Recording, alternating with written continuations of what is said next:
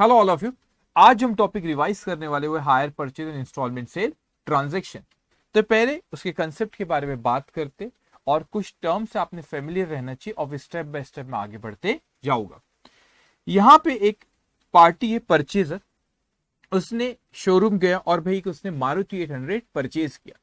अब शोरूम में जब जाके उसने मारुति 800 परचेज किया तो उसकी अमाउंट थी 5 लाख रुपए। उसने कहा कि जो वेंडर था उसने कहा कि 5 लाख रुपए इसकी अमाउंट है, तो इसने 5 लाख रुपए में से उसी वक्त 1 लाख रुपए दे दिया। उसी वक्त जो पेमेंट देते परचेज करते हुए कितना 5 लाख रुपए, उसी वक्त 1 लाख रुपए दी, तो इसे कहते हैं डाउन पेमेंट। उसे क्या कहते हैं? Down payment. तो कुछ पैसा जो आपने परचेज करते वक्त पे किए, 5 लाख में से 1 लाख उसी वक्त पे करे तो उसे कहते हैं डाउन पेमेंट। बचे कितने? 4 लाख रुपए। लेकिन वो कहता है कि भाई 4 लाख रुपए, 5 लाख रुपए की वो कार थी, 1 लाख रुपए उसी वक्त पे किया, बचे कितने? 4 लाख रुपए। तो वो कहता है कि 4 लाख रुपए के बदले में आगे 10,000 रुपए की 60 इंस्टॉलमेंट है मंथली। तो 10,000 की 60 इंस्टॉलमेंट है, मतलब मुझे 6 लाख रुपए उस परचेजर को पे करना है। लेकिन 5 लाख रुपए में से 1 लाख रुपए पे करा, बचे तो 4 लाख रुपए। लेकिन वो कहते हैं ना ना, इंस्टॉलमेंट की टोटल करो, 10,000 की एक इंस्टॉलमेंट 60 इंस्टॉलमेंट है, तो उसकी अमाउंट होती है 6 लाख रुपीज। तो 4 लाख के बदले 6 लाख रुपए उसे देना है। वो क्या चीज है जो एडिशनल अमाउंट देना है? वो है इंटरेस्ट। इसका मतलब यहां पे कुछ टर्म्स पहले आप समझेंगे कि 5 लाख रुपए की वो कार थी, अगर आज ही मैं उसकी पेमेंट करता, आज वो गाड़ी परचेज कर आज ही उसकी पेमेंट करते, तो कितने रुपए देना पड़ता? 5 लाख रुपए। उसे कहते कैश प्राइस। लेकिन वो आज पूरी पेमेंट नहीं कर रहा है, वो कब पेमेंट कर रहा है? कुछ पेमेंट फ्यूचर में कर रहा है। तो 4 लाख के बदले से 6 लाख रुपए देना पड़ रहा है, मतलब 2 लाख रुपए किस चीज की अमाउंट के? वो है आपके इंटरेस्ट की अमाउंट। तो यहाँ पे 5 लाख रुपए की उसकी कैश प्राइस है, 2 लाख रुपए इंटरेस्ट है, तो कैश प्राइस प्लस इंटरेस्ट उसे क्या कहते हैं? Higher purchase price. अब ध्यान से इस चीज को समझेंगे। तो मैं कहता हूं कि आज अगर इमीडिएटली पूरे के पूरे पैसे देते तो हमें 5 लाख रुपए देना पड़ता, उसे कहते हैं कैश प्राइस। लेकिन हम फ्यूचर में कुछ पैसा दे रहे तो इस पे इंटरेस्ट लगेगा, तो कैश प्राइस के साथ साथ इंटरेस्ट जो फ्यूचर में देना, टोटल अमाउंट कितना हो गया? 7 लाख। 5 लाख प्लस 2 लाख, तो जो टोटल अमाउंट हमको पे करा उसे कहते हैं हायर परचेज प्राइस। अभी 7 लाख रुपीज में से 1 लाख रुपए तो मैंने यहीं पे पेमेंट कर दिया, डाउन पेमेंट। पोजीशन लेते वक्त ही 1 लाख रुपए पे कर दिए, उसे क्या कहते हैं? Down payment.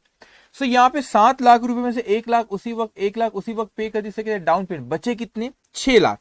लेकिन ये 6 लाख में से 4 लाख रुपए कैश प्राइस को रिप्रेजेंट करता है। टोटल कैश प्राइस कितनी थी? 5 लाख रुपए। 5 लाख में से 1 लाख रुपए हमने डाउन पेमेंट कर दिए, बचे कितने? 4 लाख। तो जो इंस्टॉलमेंट में पे कर रहे उसमें 4 लाख रिप्रेजेंट करता है कैश प्राइस को, और 6 में से 4 लाख कैश प्राइस को रिप्रेजेंट करो, 2 लाख रुपए क्या है? वो इंटरेस्ट। तो ये चीज ख्याल रखना है कि जब लेट पे करो, जिस पे इंटरेस्ट पे कर रहे, वो अमाउंट टोटल 5 लाख पे नहीं हो रहा। क्यों? क्योंकि 5 लाख में से 1 लाख रुपए तो डाउन पेमेंट हो चुकी है, तो जो बचे 4 लाख रुपए उसके ऊपर इंटरेस्ट वो लगेगा। सो ये जो टर्म है पहला, जो उसी वक्त आप कुछ अमाउंट जो पे करते पोजीशन लेते वक्त, उसे कहते हैं हम लोग डाउन पेमेंट। और अगर सारा का सारा पैसा उसी दिन पे कर देते जिस दिन पोजीशन आप ले रहे हो, तो उसे कहते हैं कैश प्राइस। लेकिन आप उस वक्त सारा पैसा नहीं पे कर पा रहे, फ्यूचर में करे, तो उस पर इंटरेस्ट लगेगा। So cash price plus interest equal to hire purchase price. लेकिन जो इंटरेस्ट का अमाउंट होता है टोटल पूरे कैश प्राइस पे नहीं लगता, वो डाउन पेमेंट अगर आपने कर दिए तो डाउन पेमेंट कुछ करे तो वो उसमें से माइनस हो जाता है। क्यों? क्योंकि आउटस्टैंडिंग अमाउंट अगर हम बोले तो 5 लाख में से 1 लाख तो आपने पहले पे कर दिए ना डाउन पेमेंट, तो ये बचे हुए 4 लाख पे इंटरेस्ट लगेगा। तो हमने कुछ टर्म यहाँ पे सीखे, down payment, cash price, interest and hire purchase price. जैसे कि चैप्टर का नाम है hire purchase and instalment sale transaction, वो दोनों में डिफरेंस क्या उसके बारे में डिस्कस कर लेते, और फिर मेन में उसके अकाउंटिंग एंट्रीज पे आऊंगा, कितनी मेथड्स होती है, परचेजर की बुक्स में कैसी अकाउंटिंग करना है, वेंडर की बुक्स में कैसी अकाउंटिंग करना है।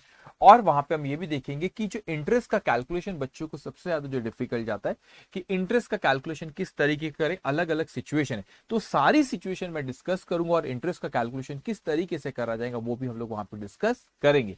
पहले हम कुछ डिफरेंस देख लेते हैं कि हायर परचेज प्राइस और इंस्टॉलमेंट सेल ट्रांजैक्शन में क्या डिफरेंस है। एक पार्टी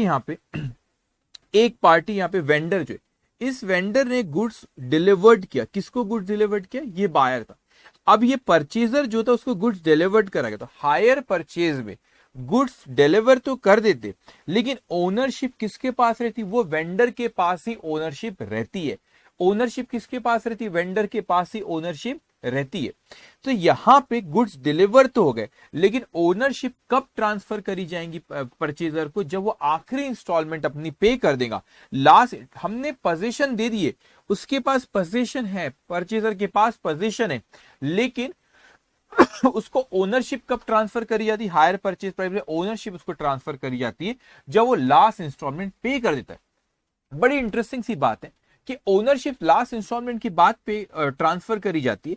हमने उसको पोजीशन दी। फॉर एग्जांपल आप परचेजर हो, मैंने आपको गुड्स का पोजीशन दे दिया, वो आपने कोई एसेट परचेज करे, कार का सपोज आपको पोजीशन दे दिया गया, ओनरशिप आपको ट्रांसफर नहीं करेगी, वो ओनरशिप हायर परचेज में जब आप लास्ट इंस्टॉलमेंट पे कर दोगे उसके बाद ओनरशिप आपको ट्रांसफर करी जाएंगी।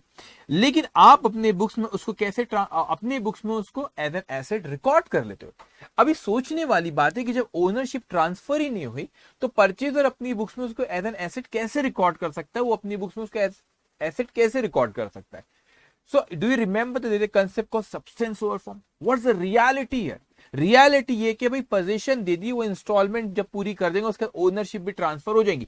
कोई कोई इसलिए कार खरीदता है कि नहीं नहीं नहीं, मैं तो कार खरीदा हूं, इंस्टॉलमेंट में अभी यहाँ पे पैसे देना है तो मैंने हायर परचेज में लिया हूं, लेकिन मेरा इंटेंशन है कि मैं चोरी करूंगा कार की, बाद में वापस नहीं दूंगा, लेके भाग जाऊंगा। ऐसा नहीं करते, कोई रेयर केस में होता है कि, लेकिन ऐसा जनरली ऐसा होता नहीं है। तो रियलिटी क्या है कि भाई परचेजर को पोजीशन दे दिए, भले ही वो पेपर पे ओनर आखिरी इंस्टॉलमेंट के पे करे बाद बनेगा, लेकिन उसका कंट्रोल है उस एसेट पे, उसका कंट्रोल है उस एसेट पे, तो वो अपनी बुक में उसको एज एन एसेट रिकॉर्ड कर सकता है। तो यहां पर हम लोगों ने देखे कि उसको पोजीशन तो हम लोग दे देते, पोजीशन तो उसको दे देते, ओनरशिप यहाँ पे वेंडर के पास ही रहती, जब लास्ट इंस्टॉलमेंट पे वो पे करेगा परचेजर उसके बाद होंगी, लेकिन परचेजर अपनी बुक्स में उसको एसेट रिकॉर्ड कर सकता है। अब इसको जो गुड्स डिलीवर्ड करे गए, इसके बदले में कंसीडरेशन, भाई हम तो उससे कुछ पैसा लेंगे, तो कंसीडरेशन कुछ डाउन पेमेंट के फॉर्म में लेते, कुछ क्या रहते डाउन पेमेंट के फॉर्म में और कुछ इंस्टॉलमेंट के फॉर्म में लेते हैं। तो जो इंस्टॉलमेंट के फॉर्म में रहते उसमें क्या रहता है? कैश प्राइस तो रहता है, ये जो बचा हुआ है कैश प्राइस, कुछ डाउन पेमेंट कर दिया कैश प्राइस का, कुछ बचा हुआ है, और इसके ऊपर क्या होता है फिर इंटरेस्ट। तो हमने कंसीडरेशन कुछ डाउन पेमेंट और कुछ इंस्टॉलमेंट फॉर्म में आएगा। तो मैं कहता हूं हायर परचेज में क्या होता है? पहला पॉइंट, पोजीशन किसके पास रहता है बच्चों? परचेजर के पास। उसको पोजीशन हम दे देते, पेमेंट वो कब देता है? In the form of down payment payment करता है कुछ, और कुछ क्या करता है? इंस्टॉलमेंट के फॉर्म में पेमेंट करता है। ओनरशिप कब ट्रांसफर होंगी? Transfer on payment of last instalment, जब वो लास्ट इंस्टॉलमेंट पे कर देगा परचेज, और उसके बाद ओनरशिप ट्रांसफर होगी। तो अगर वो कोई इंस्टॉलमेंट फेल हो गया रीपे करने में, अगर वो फेल हो गया तो रीपोजीशन, इसको भी अपन डिस्कशन करने वाले। अगर वो यहाँ पे कोई इंस्टॉलमेंट फेल हो गया तो रीपे करने में तो क्या कर सकते हैं? इंस्टॉलमेंट पे करने में अगर फेल हो गया तो अपन क्या करेंगे? उससे हम वो रीपोजेस कर सकते हैं, जो एसेट हमने दी है उसको वापस वेंडर ले सकता है। तो in case of default in payment of instalment, वो पेमेंट की डिफॉल्ट अगर उन्होंने किए तो हमारे पास ये राइट्स है कि वो एसेट को वापस ले ले। क्यों? क्योंकि ओनरशिप तो ट्रांसफर हुई नहीं है। तो आप जो इंस्टॉलमेंट पे कर, आप अभी तक मालिक नहीं बने, जब आखिरी इंस्टॉलमेंट पे कर दोगे इसके बाद ही ओनर बनोगे। तो फिर क्या चीज हुई यहाँ पे? उसके बाद ही आप ओनर बनोगे। तो अगर आपने कोई डिफॉल्ट की पेमेंट करने में, तो वो हम रीपोजेस कर सकते हैं। इसके ऊपर भी डिस्कशन आगे काफी डिटेल में होगा, किस तरीके से अकाउंटिंग एंट्री करना है। लेकिन इंस्टॉलमेंट सेल ट्रांजैक्शन में क्या होता है? अगर पोजीशन की बात करें, हाँ सर, वो परचेजर जो बायर रहता है उसको पोजीशन दे देते, वो पेमेंट कंसीडरेशन कैसा देता है? कुछ डाउन पेमेंट देता है और कुछ इंस्टॉलमेंट देता है। फर्क यहां पर ये कि क्या ओनरशिप ट्रांसफर हो जाती है कि नहीं? नहीं सर, ओनरशिप ट्रांसफर यहां पे, सॉरी, ओनरशिप यहां पे हायर परचेज के केस में ट्रांसफर नहीं होती। हायर परचेज के केस में वो आखिरी इंस्टॉलमेंट जब वो पे करता है उसके बाद होती है। लेकिन instalment sale transaction immediately ownership transfer हो जाती है, जब वो डाउन पेमेंट करता है उसी वक्त ओनरशिप ट्रांसफर हो जाती है। अब आप खुद लॉजिकली सोचिए, अगर इंस्टॉलमेंट सेल ट्रांजैक्शन में डाउन पेमेंट के वक्त ही उसको ओनरशिप ट्रांसफर हो जाती और आगे चल के अगर कोई इंस्टॉलमेंट में डिफॉल्ट करता है, तो क्या वो वेंडर के पास ये राइट्स रहता है कि रीपोजेस गुड्स को? द आंसर इज नो, क्योंकि ओनरशिप तो आपने ट्रांसफर कर दी। इस केस में ओनरशिप तो यहां पे ट्रांसफर कर दिए। जब ओनरशिप यहां पे ट्रांसफर कर दिए तो ये पॉसिबल नहीं है कि गुड्स रीपोजेस करो अगर उसने कोई डिफॉल्ट के इंस्टॉलमेंट की पेमेंट पे। हाँ, वेंडर के पास ये जरूर राइट है कि कोर्ट में जाए रिकवरी के लिए, लेकिन गुड्स रीपोजेस नहीं कर सकता क्योंकि ओनरशिप यहां पे उसने ट्रांसफर कर दिया। ओके, अब हम आगे यहां पे देखते हैं कि दो पार्टीज हमारी, एक है परचेजर और एक है वेंडर।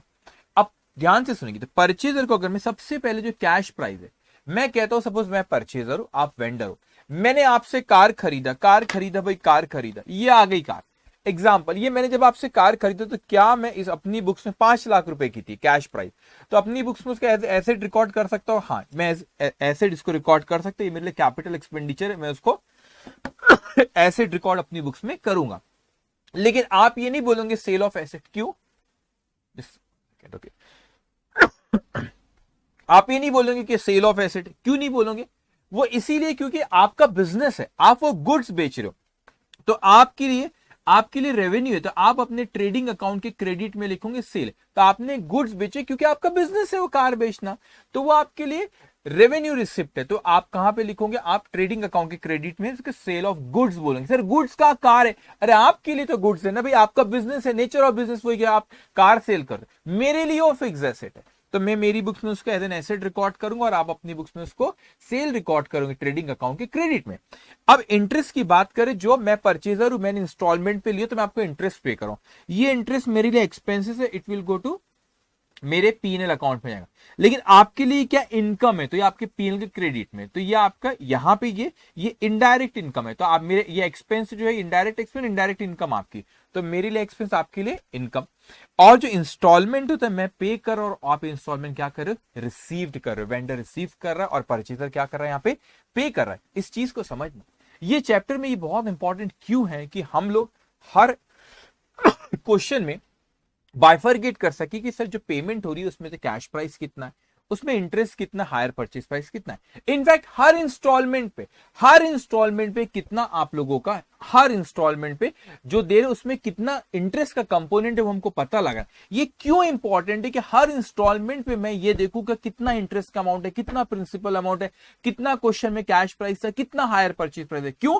क्योंकि हम अकाउंटिंग में देखेंगे ट्रीटमेंट अलग है। मैं कहता हूं इंटरेस्ट मेरे लिए revenue expenses, it will go to PNL account, लेकिन वही कैश प्राइस जो एसेट की cash price as an asset में रिकॉर्ड कर रहा हूं, तो ट्रीटमेंट अलग है। कैश प्राइस को मैं एसेट रिकॉर्ड कर रहा हूं, इंटरेस्ट को मैं एक्सपेंस बता रहा हूं पीएनएल, ट्रीटमेंट अलग अलग है। तो हमको ये बाइफरगेशन करना जरूरी है हर क्वेश्चन में कि कितना कैश प्राइस है, कितना इंस्टॉलमेंट है, कितना हायर परचेज प्राइस है, कितनी डाउन पेमेंट है, कितनी हर इंस्टॉलमेंट पे इंटरेस्ट है। तो उसके बारे में भी लोग डिस्कस करेंगे कि आप जब भी एग्जामिनेशन में क्वेश्चन हायर परचेज का आएगा, सबसे पहले आपके दिमाग में ये आना चाहिए कि मैं टेबल बनाऊं, उस टेबल में ये बाइफरगेट कर सकूं कि कैश प्राइस कितना, इंटरेस्ट कितना, इंस्टॉलमेंट कितना है, वो आपको आना चाहिए। तो अलग अलग सिचुएशंस होती है, अलग अलग सिचुएशन में कैसे कैलकुलेशन उसका करना है, वो सबसे इंपॉर्टेंट पार्ट है, उस पर भी हम डिस्कशन करेंगे और क्वेश्चन भी उस पर कुछ देखेंगे। अकाउंटिंग के पॉइंट ऑफ व्यू से तो दो पार्टी है, परचेजर और वेंडर। परचेजर की बुक्स में दो मेथड होती है, कैश प्राइस मेथड और इंटरेस्ट सस्पेंस मेथड। तो ये परचेजर की बुक्स में दो मेथड है, कैश प्राइस मेथड और इंटरेस्ट सस्पेंस मेथड। और वेंडर की बुक में भी दो मेथड होती है, सेल्स प्राइस मेथड और इंटरेस्ट सस्पेंस मेथड। इन मेथड्स पे मैं आऊंगा, इनके किस तरीके से अकाउंटिंग एंट्री हम पास करते हैं उस पर हम आएंगे। लेकिन यहां पे उसके पहले जो एक इंपॉर्टेंट डिस्कशन हम लोगों को कर रहे हैं वो है हम लोगों का टाइप ऑफ इंफॉर्मेशन, किस तरीके से आपको क्वेश्चन में वो दे सकता है, किस तरह की इंफॉर्मेशन वो आपको क्वेश्चन में दे सकता है, वो हम देखेंगे। तो किस तरह की इंफॉर्मेशन दे सकता है, मतलब जब भी आप कोई हायर परचेज चैप्टर में क्वेश्चन पढ़ते हो तो ये तीन सिचुएशन में से कोई एक सिचुएशन क्वेश्चन में होंगी। अब मैं एक एक करके आपसे डिस्कस करूंगा, उस पर हम लोग कुछ एग्जाम्पल्स भी देखेंगे ताकि आपको अच्छे से पॉइंट क्लियर हो। Really sorry.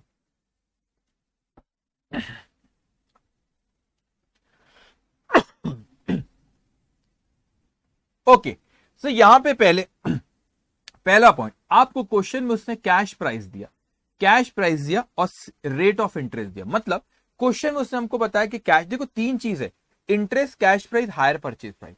Interest, cash price, hire purchase price. तो cash price plus interest equals to hire purchase.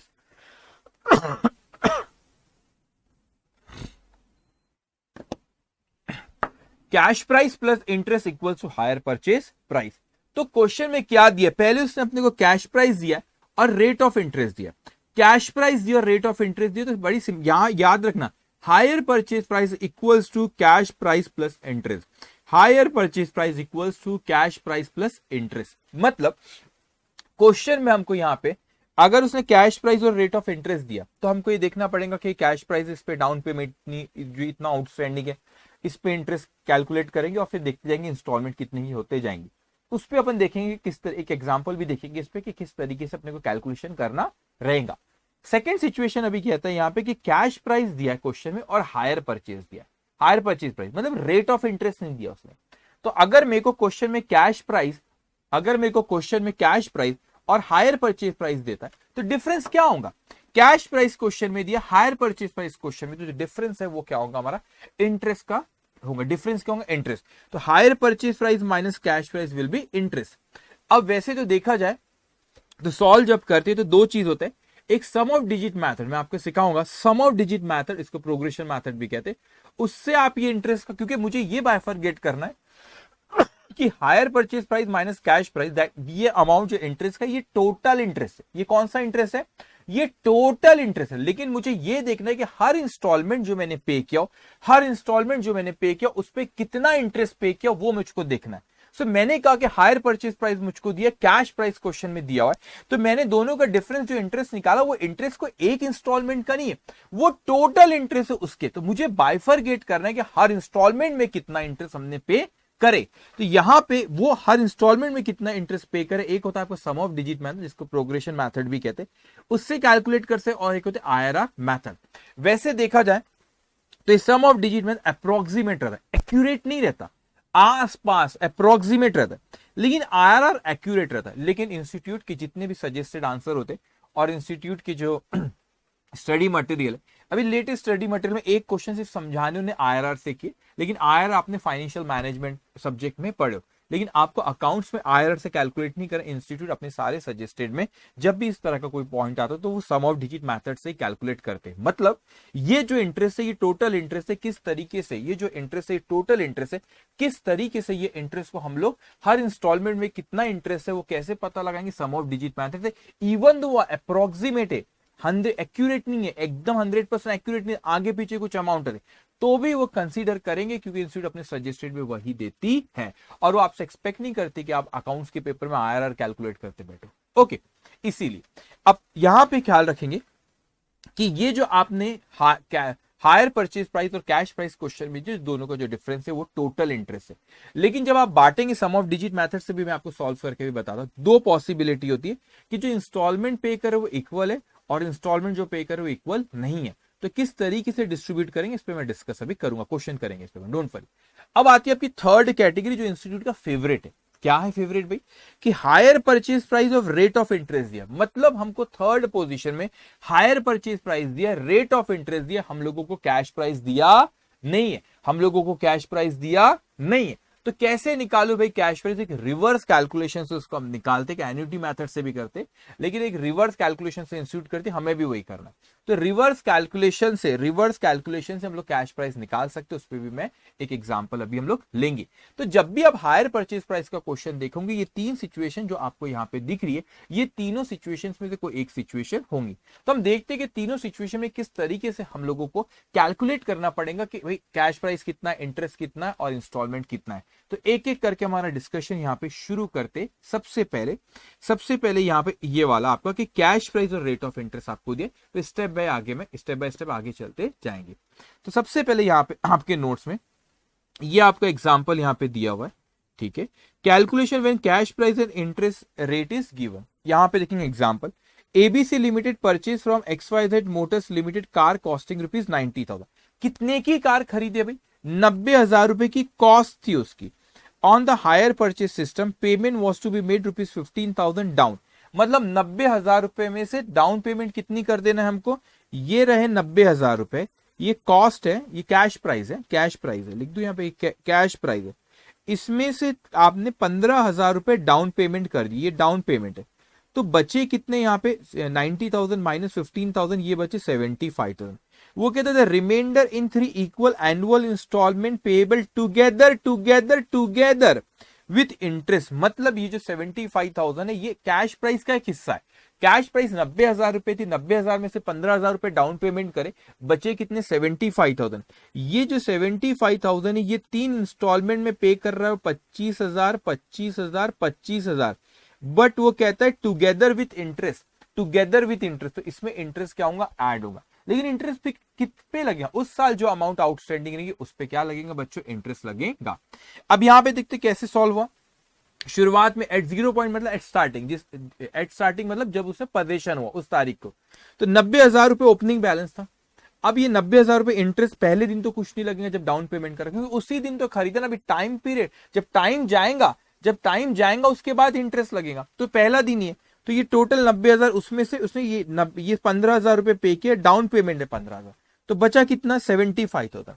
अब ये नेक्स्ट फर्स्ट ईयर के एंड में अभी 75,000 पे उसने कितने परसेंट बोला, ये 10% बोला उसने इंटरेस्ट है, तो 75,000 का 10% होता है 7,500, टोटल आता है 82,500।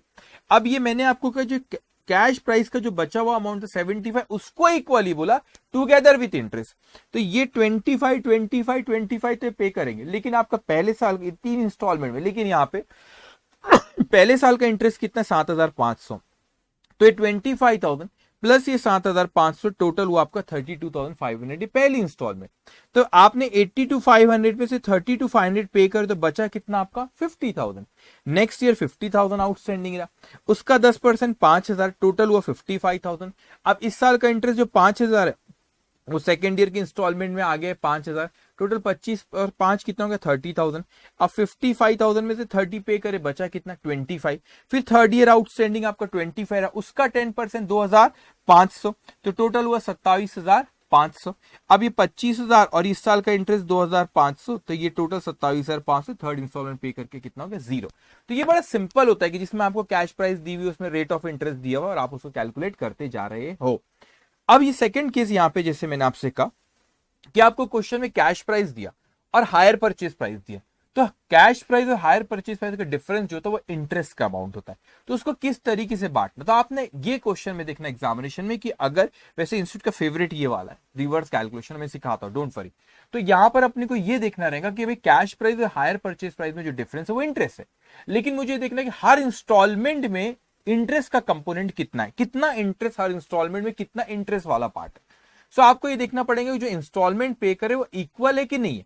अगर वो इंस्टॉलमेंट इक्वल है, तो ये इंटरेस्ट को किस प्रपोर्शन में बांटेंगे हम, हर इंटरेस्ट को किस प्रपोर्शन, टोटल इंटरेस्ट है तो अपने को देखने हर इंस्टॉलमेंट में कितना है, किस प्रपोर्शन में बांटेंगे, number of instalment outstanding at the beginning of each period, यहां पे लिखा हुआ है, वो अभी वहां पर भी लिखा रहेगा, आपको नेक्स्ट पेज में आता हूं, number of instalment outstanding at the beginning of each period. तो जब आपको क्वेश्चन में कैश प्राइस और हायर परचेज प्राइस दिए, तो दोनों का जो डिफरेंस होता है वो इंटरेस्ट का अमाउंट होता है, और वो जो इंटरेस्ट का अमाउंट होता है उसको किस प्रपोर्शन में हम लोग बांटेंगे कि number of instalment outstanding at the beginning of each period. ये क्या है मैं आपसे डिस्कस करता हूं, फिर ये सेकंड वाले पर भी आएंगे। यहां पे देखेंगे इसके ऊपर एग्जांपल, यहां पे व्हेन, यहां पर आपको क्वेश्चन में हायर परचेज प्राइस और कैश प्राइस क्वेश्चन में दी हुई, तो जैसे कि यहां पर वो और इंस्टॉलमेंट आपकी इक्वल है, तो कैसे बांटेंगे, नंबर ऑफ इंस्टॉलमेंट किस प्रपोर्शन में, number of instalment outstanding at the beginning of each period. देखेंगे यहाँ पे वो कहते हैं कि हायर परचेज प्राइस है आपकी 12,000, कैश प्राइस है 9,600, तो 12,000 आपकी हायर परचेज प्राइस है, कैश प्राइस है 9,600, तो दोनों का जो डिफरेंस हुआ वो क्या हुआ बच्चों, दोनों का जो डिफरेंस हुआ वो हो गया आपका इंटरेस्ट का अमाउंट। तो ये 2,400 किसका अमाउंट है, टोटल इंटरेस्ट, लेकिन मुझे ये देखना है कि हर इंस्टॉलमेंट में इंटरेस्ट का कंपोनेंट कितना है, तो वो कहता है इसको payable in 3 equal annual installment. ये इक्वल अगर बोला तो अपने को किस प्रपोर्शन में 2,400 रुपए को बांटना रहेगा इंटरेस्ट के अमाउंट को, number of instalment outstanding at the beginning of each period. तो मैंने कहा 3 इंस्टॉलमेंट, 1 2 और 3, तो पहले साल की पहली इंस्टॉलमेंट की शुरुआत, मतलब पहले साल की शुरुआत में eight the beginning of each period, पहले साल की शुरुआत में कितनी नंबर ऑफ इंस्टॉलमेंट आउटस्टैंडिंग थी, मैंने कहा 3। अच्छा, दूसरे साल की शुरुआत में कितनी आउटस्टैंडिंग थी, 2। तीसरे साल की शुरुआत में कितनी आउटस्टैंडिंग थी, 1। तो हम लोग यहाँ पे ये जो आपके 2,400 इंटरेस्ट का अमाउंट है, इसको 3:2:1 में बांट देंगे। तो मैं कहता हूं ये 2,400, अगर टोटल यहाँ पे 6 है, अगर 6 है तो 3 कितना, 2,400 अगर 6 है तो 2 कितना, 2,400 अगर 6 है तो 1 कितना, ये number of instalment outstanding at the beginning of each period इस प्रपोर्शन में बांट देंगे। तो 2,400 डिवाइड बाय 6 करोगे, वो आएगा 400 multiply by 3 1,200 multiply by 2 800 multiply by 1 400। तो ये जो इंटरेस्ट 2,400 रुपए था, पहली इंस्टॉलमेंट 1,200, दूसरी इंस्टॉलमेंट 800, तीसरी इंस्टॉलमेंट में 400। तो यहां पर आप ख्याल रखेंगे कि आपको जब यहां पे नंबर आपको इंटरेस्ट नहीं दिया तो कैश प्राइस और हायर परचेज प्राइस, तो डिफरेंस क्या हो गया उन लोगों का? इंटरेस्ट। अब वो इक्वल इंस्टॉलमेंट दे रहा है, अब इक्वल इंस्टॉलमेंट, ये 12,000 रुपए इक्वल इंस्टॉलमेंट दे रहा है वो, लेकिन जो इक्वल इंस्टॉलमेंट, भाई मेरे को ये तो बताओ कि उसमें इंटरेस्ट का कितना अमाउंट है। तो इंटरेस्ट का अमाउंट पहली इंस्टॉलमेंट में 1200, दूसरी में 800 और तीसरी में 400। तो जब हम लोग को cash price hire purchase price difference हुआ टोटल इंटरेस्ट, और अगर आपकी इंस्टॉलमेंट इक्वल है तो उस इंटरेस्ट को number of instalment outstanding at the beginning of each period इस प्रोपोर्शन में बांट देना। लेकिन सर अगर हमको hire purchase price cash price difference interest है, लेकिन अगर नंबर ऑफ इंस्टॉलमेंट, अगर आप लोग की इंस्टॉलमेंट जो पे करे वो इक्वल नहीं है, अगर आपको जो इंस्टॉलमेंट पे करे वो इक्वल नहीं है, तो उस केस में हम किस तरीके से डिस्ट्रीब्यूट करेंगे? फिर हम लोग करेंगे amount outstanding at the beginning of each period. किस प्रोपोर्शन में करेंगे? Amount outstanding at the beginning of each period, इस प्रोपोर्शन में उसको डिस्ट्रीब्यूट करेंगे। अब देखते हैं उस पर एक एग्जाम्पल यहां पे लिखा हुआ है, नोट्स आप लोग डाउनलोड कर सकते हैं।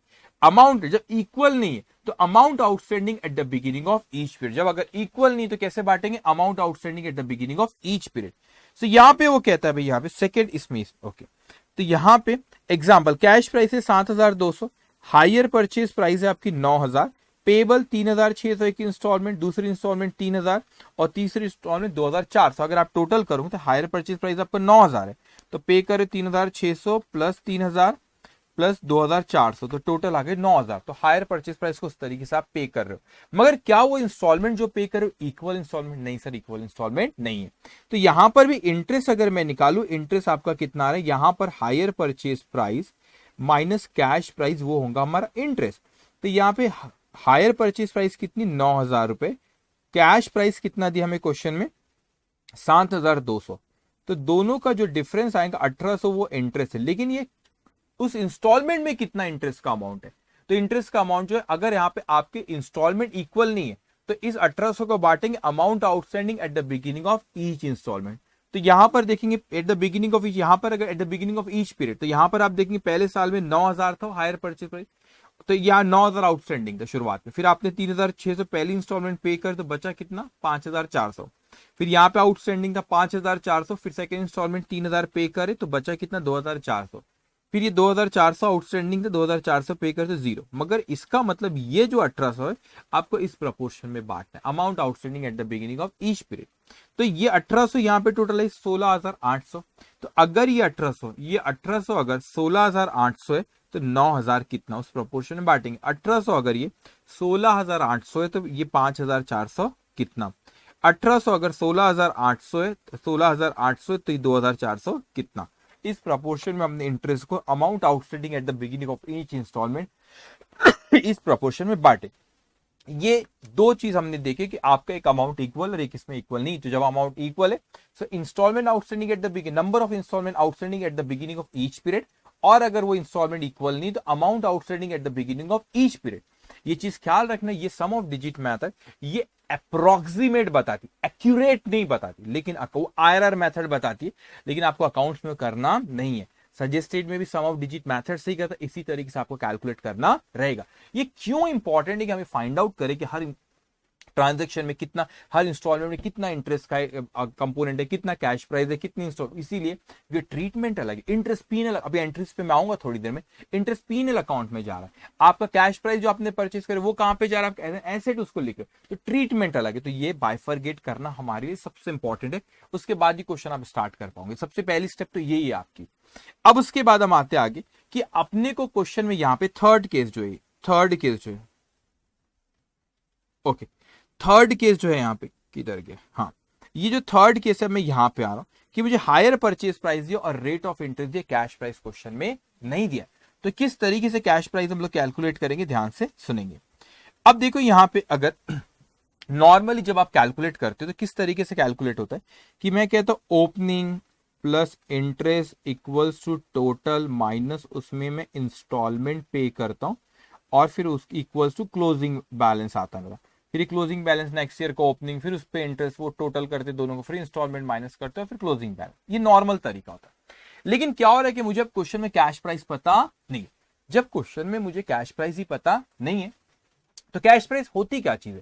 सर कैश प्राइस वो चीज होती है जो आपको जब आप परचेज करते हो उस वक्त ही अगर आप सारा का सारा पैसा पे करते तो वो उसकी अमाउंट क्या, उस वक्त क्या अमाउंट पे आपको मिल जाती है, उसको कैश प्राइस कहते हैं। उसमें से कुछ डाउन पेमेंट करते हो और उसके बाद जो बचता है उस पर इंटरेस्ट कैलकुलेट होता है। तो सिंपल शब्दों में मैं कहूं तो जब पूरी इंस्टॉल, मुझे कैश प्राइस नहीं पता, मुझे कैश प्राइस ही फाइंड आउट करना है, लेकिन इसको मैं कहूं कि पूरी इंस्टॉलमेंट मैंने पे कर दिया, पूरी की पूरी इंस्टॉलमेंट मैंने पे कर दी। मुझे एक चीज पता है, शुरुआत नहीं पता लेकिन एंड पता है। शुरुआत नहीं पता मेरे को इंस्टॉलमेंट का, क्योंकि कैश प्राइस ही नहीं पता मुझे। कैश प्राइस पे तो इंटरेस्ट कैलकुलेट होगा ना, डाउन पेमेंट के बाद फिर जो अमाउंट बचता उसी पे तो इंटरेस्ट कैलकुलेट होगा। वो इस कैश प्राइस ही नहीं पता तो मैं क्वेश्चन कैसे शुरू करूं। तो कैश प्राइस स्टार्टिंग पॉइंट है वो मेरे को नहीं पता, लेकिन मेरे को एंड पता है। एंड ये है कि एंड में जब आखिरी इंस्टॉलमेंट पे कर दूंगा मेरा बैलेंस कितना हो जाएगा, इंस्टॉलमेंट आखिरी इंस्टॉलमेंट पे करे तो बैलेंस कितना हो जाएगा, जीरो हो जाएगा। तो आखिरी इंस्टॉलमेंट पे करे बाद जब बैलेंस मेरा जीरो हो जाएगा, मुझको ये चीज पता है, तो हम लोग रिवर्स कैलकुलेशन करेंगे और एंड से स्टार्ट तक जाएंगे और स्टार्ट में बराबर कैश प्राइस आ जाएंगे। अब आप यहां पे देखेंगे, मैं यहां पे क्वेश्चन में अपने को उसने दिया कि हायर परचेज प्राइस कितनी है आपकी 12,000, हायर परचेज प्राइस कितनी है आपकी 12,000 रुपीज है। इंटरेस्ट वो कहते हैं कि 10% चार्ज करना पेएबल इन 3 इक्वल एनुअल इंस्टॉलमेंट। तो ये 12,000 जो है मेरे को वो 3 इक्वल इंस्टॉलमेंट मतलब 4,000 3 इंस्टॉलमेंट पे करना है। ठीक है, अब ध्यान से, मेरे को कैश प्राइस क्वेश्चन में नहीं दिया। अब ध्यान से स्क्रीन पे देखेंगे कि थर्ड ईयर मैं बात करता हूं, रिवर्स क्यों करे सर, फर्स्ट से शुरू कर, फर्स्ट से। अरे भाई पता नहीं ना कैश प्राइस, वो अपने को एंड से आ रहे अपन, क्योंकि अपने को पता है कि आखिरी इंस्टॉलमेंट पे करे बाद, आखिरी इंस्टॉलमेंट पे करे बाद क्या होता है कि मेरा बैलेंस कितना हो जाएगा, जीरो हो जाएगा, मेरे को इतना पता है। आखिरी इंस्टॉलमेंट पे करे बाद कितना हो जाएगा बैलेंस, जीरो हो जाएगा, मेरे को इतना पता है। सो मैंने कहा कि थर्ड ईयर में जब मैं पे कर दूंगा तो रिवर्स आ रहा है। नॉर्मली अपन करते opening plus interest total minus installment closing balance, या रिवर्स चले, देखो ऐसा देखो, यहाँ पे देखो स्क्रीन पे देखो रिवर्स आ रहा, ये देखो रिवर्स आ रहा, opening plus interest total minus installment closing balance. अरे हाँ सर, ये तो रिवर्स हो रहा है। रिवर्स क्यों कर रहे हैं अपन, ये रिवर्स हुआ क्यों, ऐसा रिवर्स है क्यों, इसलिए कर रहे हैं क्योंकि अपने को एंड पता है, स्टार्टिंग नहीं पता, एंड पता है क्यों, जीरो होगा। तो मैंने कहा कि आखिरी इंस्टॉलमेंट पे करे बाद क्लोजिंग बैलेंस जीरो रहेगा। आखिरी इंस्टॉलमेंट कितनी पे करा मैंने, 4,000 रुपए की। तो इंस्टॉलमेंट पे करे बाद बैलेंस जीरो होगा, तो इंस्टॉलमेंट पे करे 4,000 मेरा बैलेंस था इंस्टॉलमेंट के पहले। अब इतनी इंस्टॉलमेंट, सॉरी मैंने 4,000 की पे करा, वो पे करे बाद जीरो हो गया, तो इंस्टॉलमेंट के पहले कितना बैलेंस होगा, आउटस्टैंडिंग 4,000, तो यहाँ पे 4,000 है। अब ये जो टोटल आया 4,000 रुपए बच्चों, इसमें दो चीज इंक्लूड है। क्या चीज इंक्लूड है, यहाँ पे देखो ओपनिंग प्लस इंटरेस्ट टोटल होता है। तो मैं कहता हूं 4,000 में ओपनिंग बैलेंस है इस साल का और इंटरेस्ट है। इसका मतलब ये जो 4,000 है इसमें दो चीज है, अगर ओपनिंग 100 है और इंटरेस्ट 10 है तो इंटरेस्ट कितना दिया आपको क्वेश्चन में, एक सेकेंड, 10% दिया। ओके, सो यहाँ पे इंटरेस्ट ये कैसा है, 10 कुछ गड़बड़ है, एक सेकेंड ना, 110 होना चाहिए। ठीक है, वो करेक्ट करना, ये 110 है, ये 110, ये नॉट 105, ये 110। ओके, अब ध्यान से सुनो मेरी बात। मैंने कहा आपसे कि ये जो आपका 1,000, ये जो 4,000 रुपीज है, ये जो 4,000 रुपीज है बच्चों, ये ओपनिंग प्लस इंटरेस्ट। तो इसमें ओपनिंग अगर 100 है तो इंटरेस्ट उसका 10 है, तो ये 110 है। तो अगर ये 4,110 है, 4,000 अगर 110 है तो 10 कितना, इंटरेस्ट कितना उसमें, तो 4,000 डिवाइडेड बाय 110 मल्टीप्लाई बाय 10, वो आएगा 364, राउंड ऑफ कर दिया था 364। तो 4,000 में अगर 364 इंटरेस्ट का पार्ट है उसको माइनस कर दो तो ओपनिंग कितना होगा, 3636। अब ये थर्ड ईयर का ओपनिंग बैलेंस है, मतलब सेकेंड ईयर का ये क्या है आपका क्लोजिंग बैलेंस है 3636। सेकेंड ईयर आपने इंस्टॉलमेंट कितनी पे करे, 4,000, तो 4,000 पे करे बाद 3636 है, तो इसके पहले 4,000 प्लस 36 करेंगे, दैट कम 7676। अब ये 7676 टोटल है, सो ओपनिंग प्लस इंटरेस्ट, तो इसमें इंटरेस्ट का कंपोनेंट भी है, तो 7636 ये 110 है, क्योंकि ओपनिंग प्लस इंटरेस्ट 10%, दैट्स, अगर ओपनिंग 100 है इंटरेस्ट 10 है तो 110, तो 7676 डिवाइडेड बाय 110 मल्टीप्लाई बाय 10, तो वो कितना आता है आपका 696। ओके, 7636 एक second divided by 110 multiply by 10। Okay, वो राउंड ऑफ करा हुआ, उसको इग्नोर करना, ठीक है। तो ये आपके 696। अब 7636 में 696 अगर आपका क्या है यहां पे 696 आपका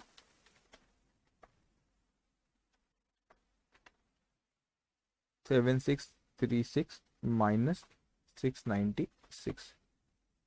ओके, ठीक है, ठीक है।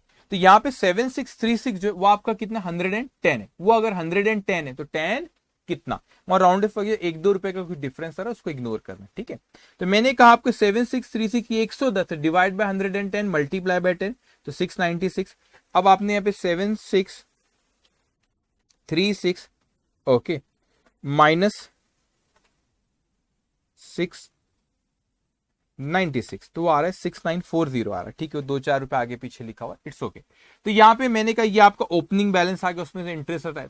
तो सेकंड ईयर का वो क्लोजिंग बैलेंस है, तो फर्स्ट ईयर का ओपनिंग बैलेंस था 4000 की इंस्टॉलमेंट, यहाँ पे इक्वल इंस्टॉलमेंट थी 12000 हायर परचेज प्राइस था 4000 3 इंस्टॉलमेंट। तो ये आपका 10940 यहाँ पे उसने करेक्ट किया, ठीक है, एक सेकंड में करेक्ट कर देता हूँ यहाँ पे, ठीक है।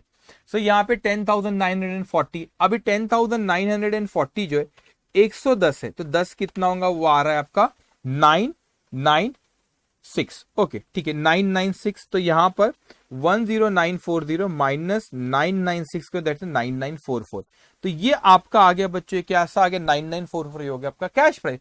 आपने रिवर्स कैलकुलेशन करे, यहां पे क्या करे आपने रिवर्स कैलकुलेशन कर, तो वैसे तो opening plus interest equals to total minus installment that is closing balance, लेकिन यहां पे क्या करे हम लोगों ने इसको रिवर्स कैलकुलेशन यहां पे करे है to find out cash price, क्योंकि स्टार्टिंग नहीं पता एंड पता है। अब मुझे पता चल गया, आप क्रॉस चेक करेंगे यहाँ पे, तो ये टोटल हायर परचेज प्राइस कितना है 12000, उसमें इंटरेस्ट 2056, तो 12000 में से 2056 इंटरेस्ट, तो बचता कितना 9944, तो आप यहाँ पे देखो बराबर 9944 क्या है कैश प्राइस। आप क्रॉस चेक करो, कैश प्राइस प्लस इंटरेस्ट, तो 9944 प्लस 2056, 9944 प्लस 2056 वो आता है 12000, तो यहाँ पे कितना है 12000, ओके।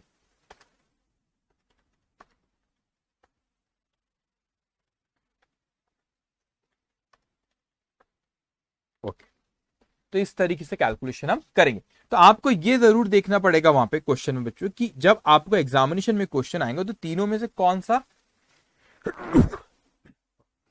सी सिचुएशन आपको दी हुई, उसके अकॉर्डिंगली हम लोग को कैलकुलेशन करना पड़ेगा। तो रिवर्स कैलकुलेशन आप कब करते, जब आपको क्वेश्चन में कैश प्राइस नहीं दी हुई रहती, जब हम लोग रिवर्स कैलकुलेशन करते। तो जब भी क्वेश्चन में कैश प्राइस नहीं दिया तो समझ जाना रिवर्स कैलकुलेशन करना है अपने को, ओके। अब इसके बाद अकाउंटिंग के पॉइंट ऑफ व्यू से अगर बात करें तो अकाउंटिंग दो पार्टी हमारी, एक परचेजर और एक कौन है हमारा वेंडर। तो परचेजर की बुक्स में दो मेथड होती है, एक होता है कैश प्राइस मेथड और एक होती है इंटरेस्ट सस्पेंस मेथड। हमेशा आपको कैश प्राइस मेथड से ही करना है कि unless and until otherwise specified in the question में बोला इंटरेस्ट सस्पेंस मेथड से करो तो ही आपको इंटरेस्ट सस्पेंस मेथड से करना है, अदरवाइज आपको कैश प्राइस मेथड से ही करना रहेगा। अकाउंटिंग एंट्रीज बहुत सिंपल है, उसको ध्यान से आप सुनते जाएंगे, मैं अकाउंटिंग सिखा रहा हूं, उसके बाद हम दोनों की बुक्स में देखेंगे, परचेज और वेंडर की बुक्स में अकाउंटिंग कैसे करना है।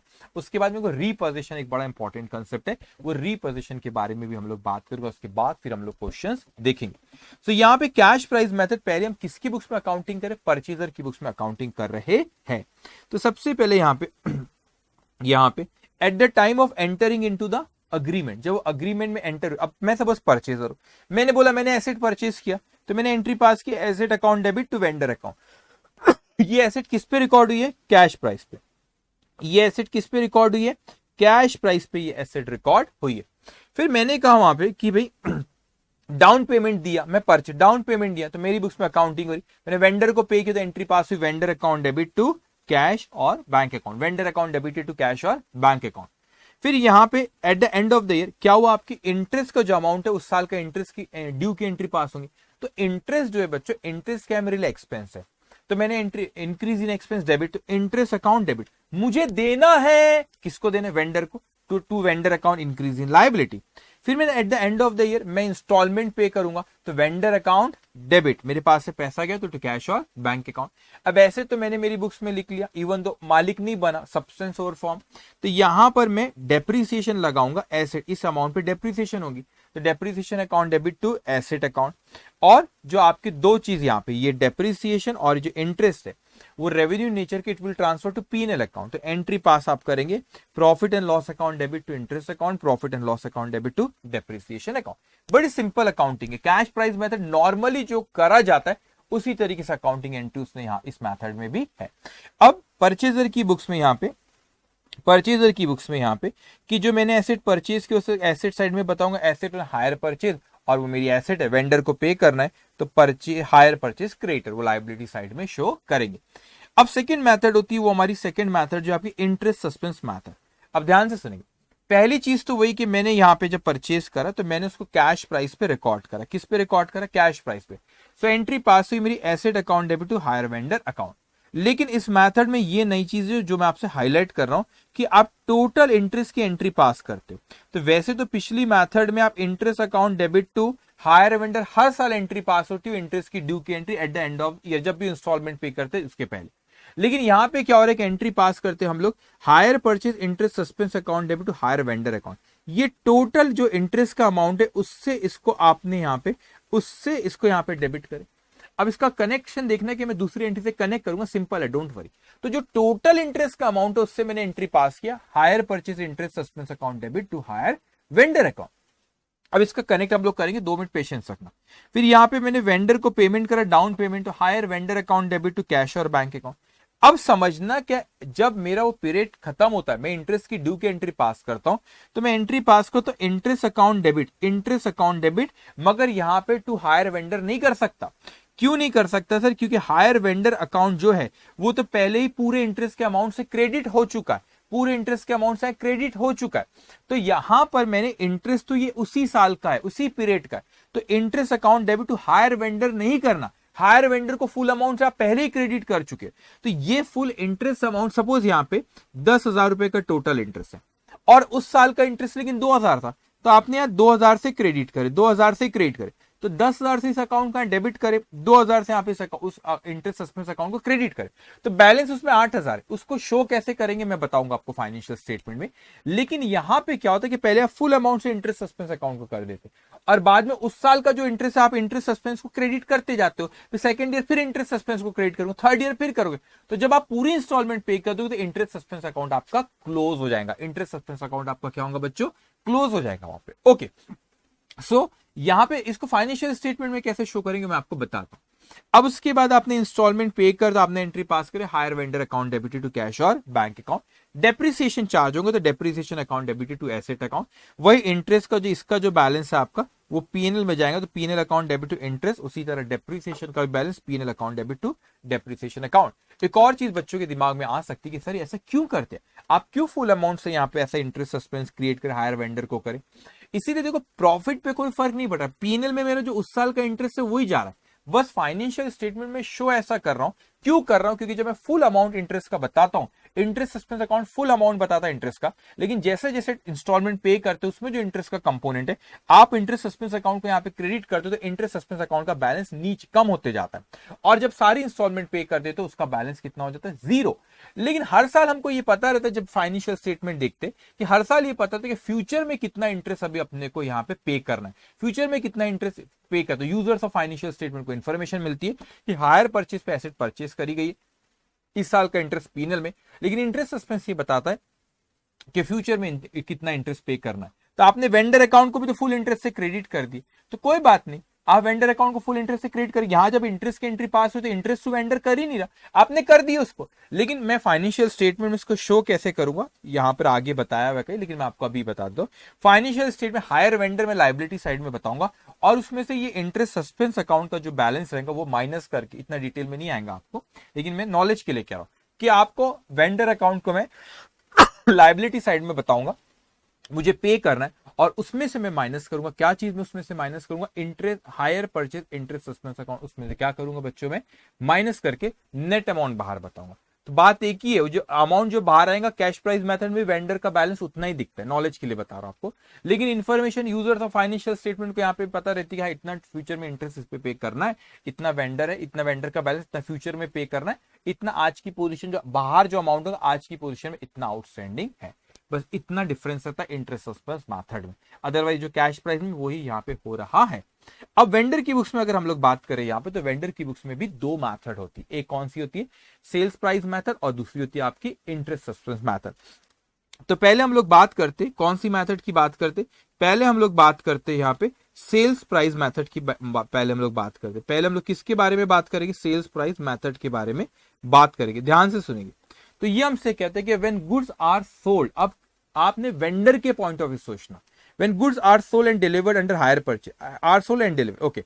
तो आप सुनो मेरी बात, नॉर्मल सेल्स की एंट्री क्या पास करते, debtors account debited to sales account. अरे सर एसेट बेचे, अरे ना ना ना ना एसेट नहीं बेचे, वेंडर है वो गुड्स बेच रहा है, वो गुड्स उसका नेचर ऑफ बिजनेस है, वो कार बेचने का एग्जांपल, तो उसके लिए एसेट नहीं उसके लिए गुड्स बेच। अच्छा अच्छा ठीक है भाई, तो debtors account debit to sales account. मैंने कहा हाँ डेटर्स, मगर यहाँ पे जो डेटर है हमको अकाउंटिंग का पर्पज ये होता है कि हमको ज्यादा इंफॉर्मेशन मिले, तो वो डेटर को हायर परचेजर के नाम से बुला रहे।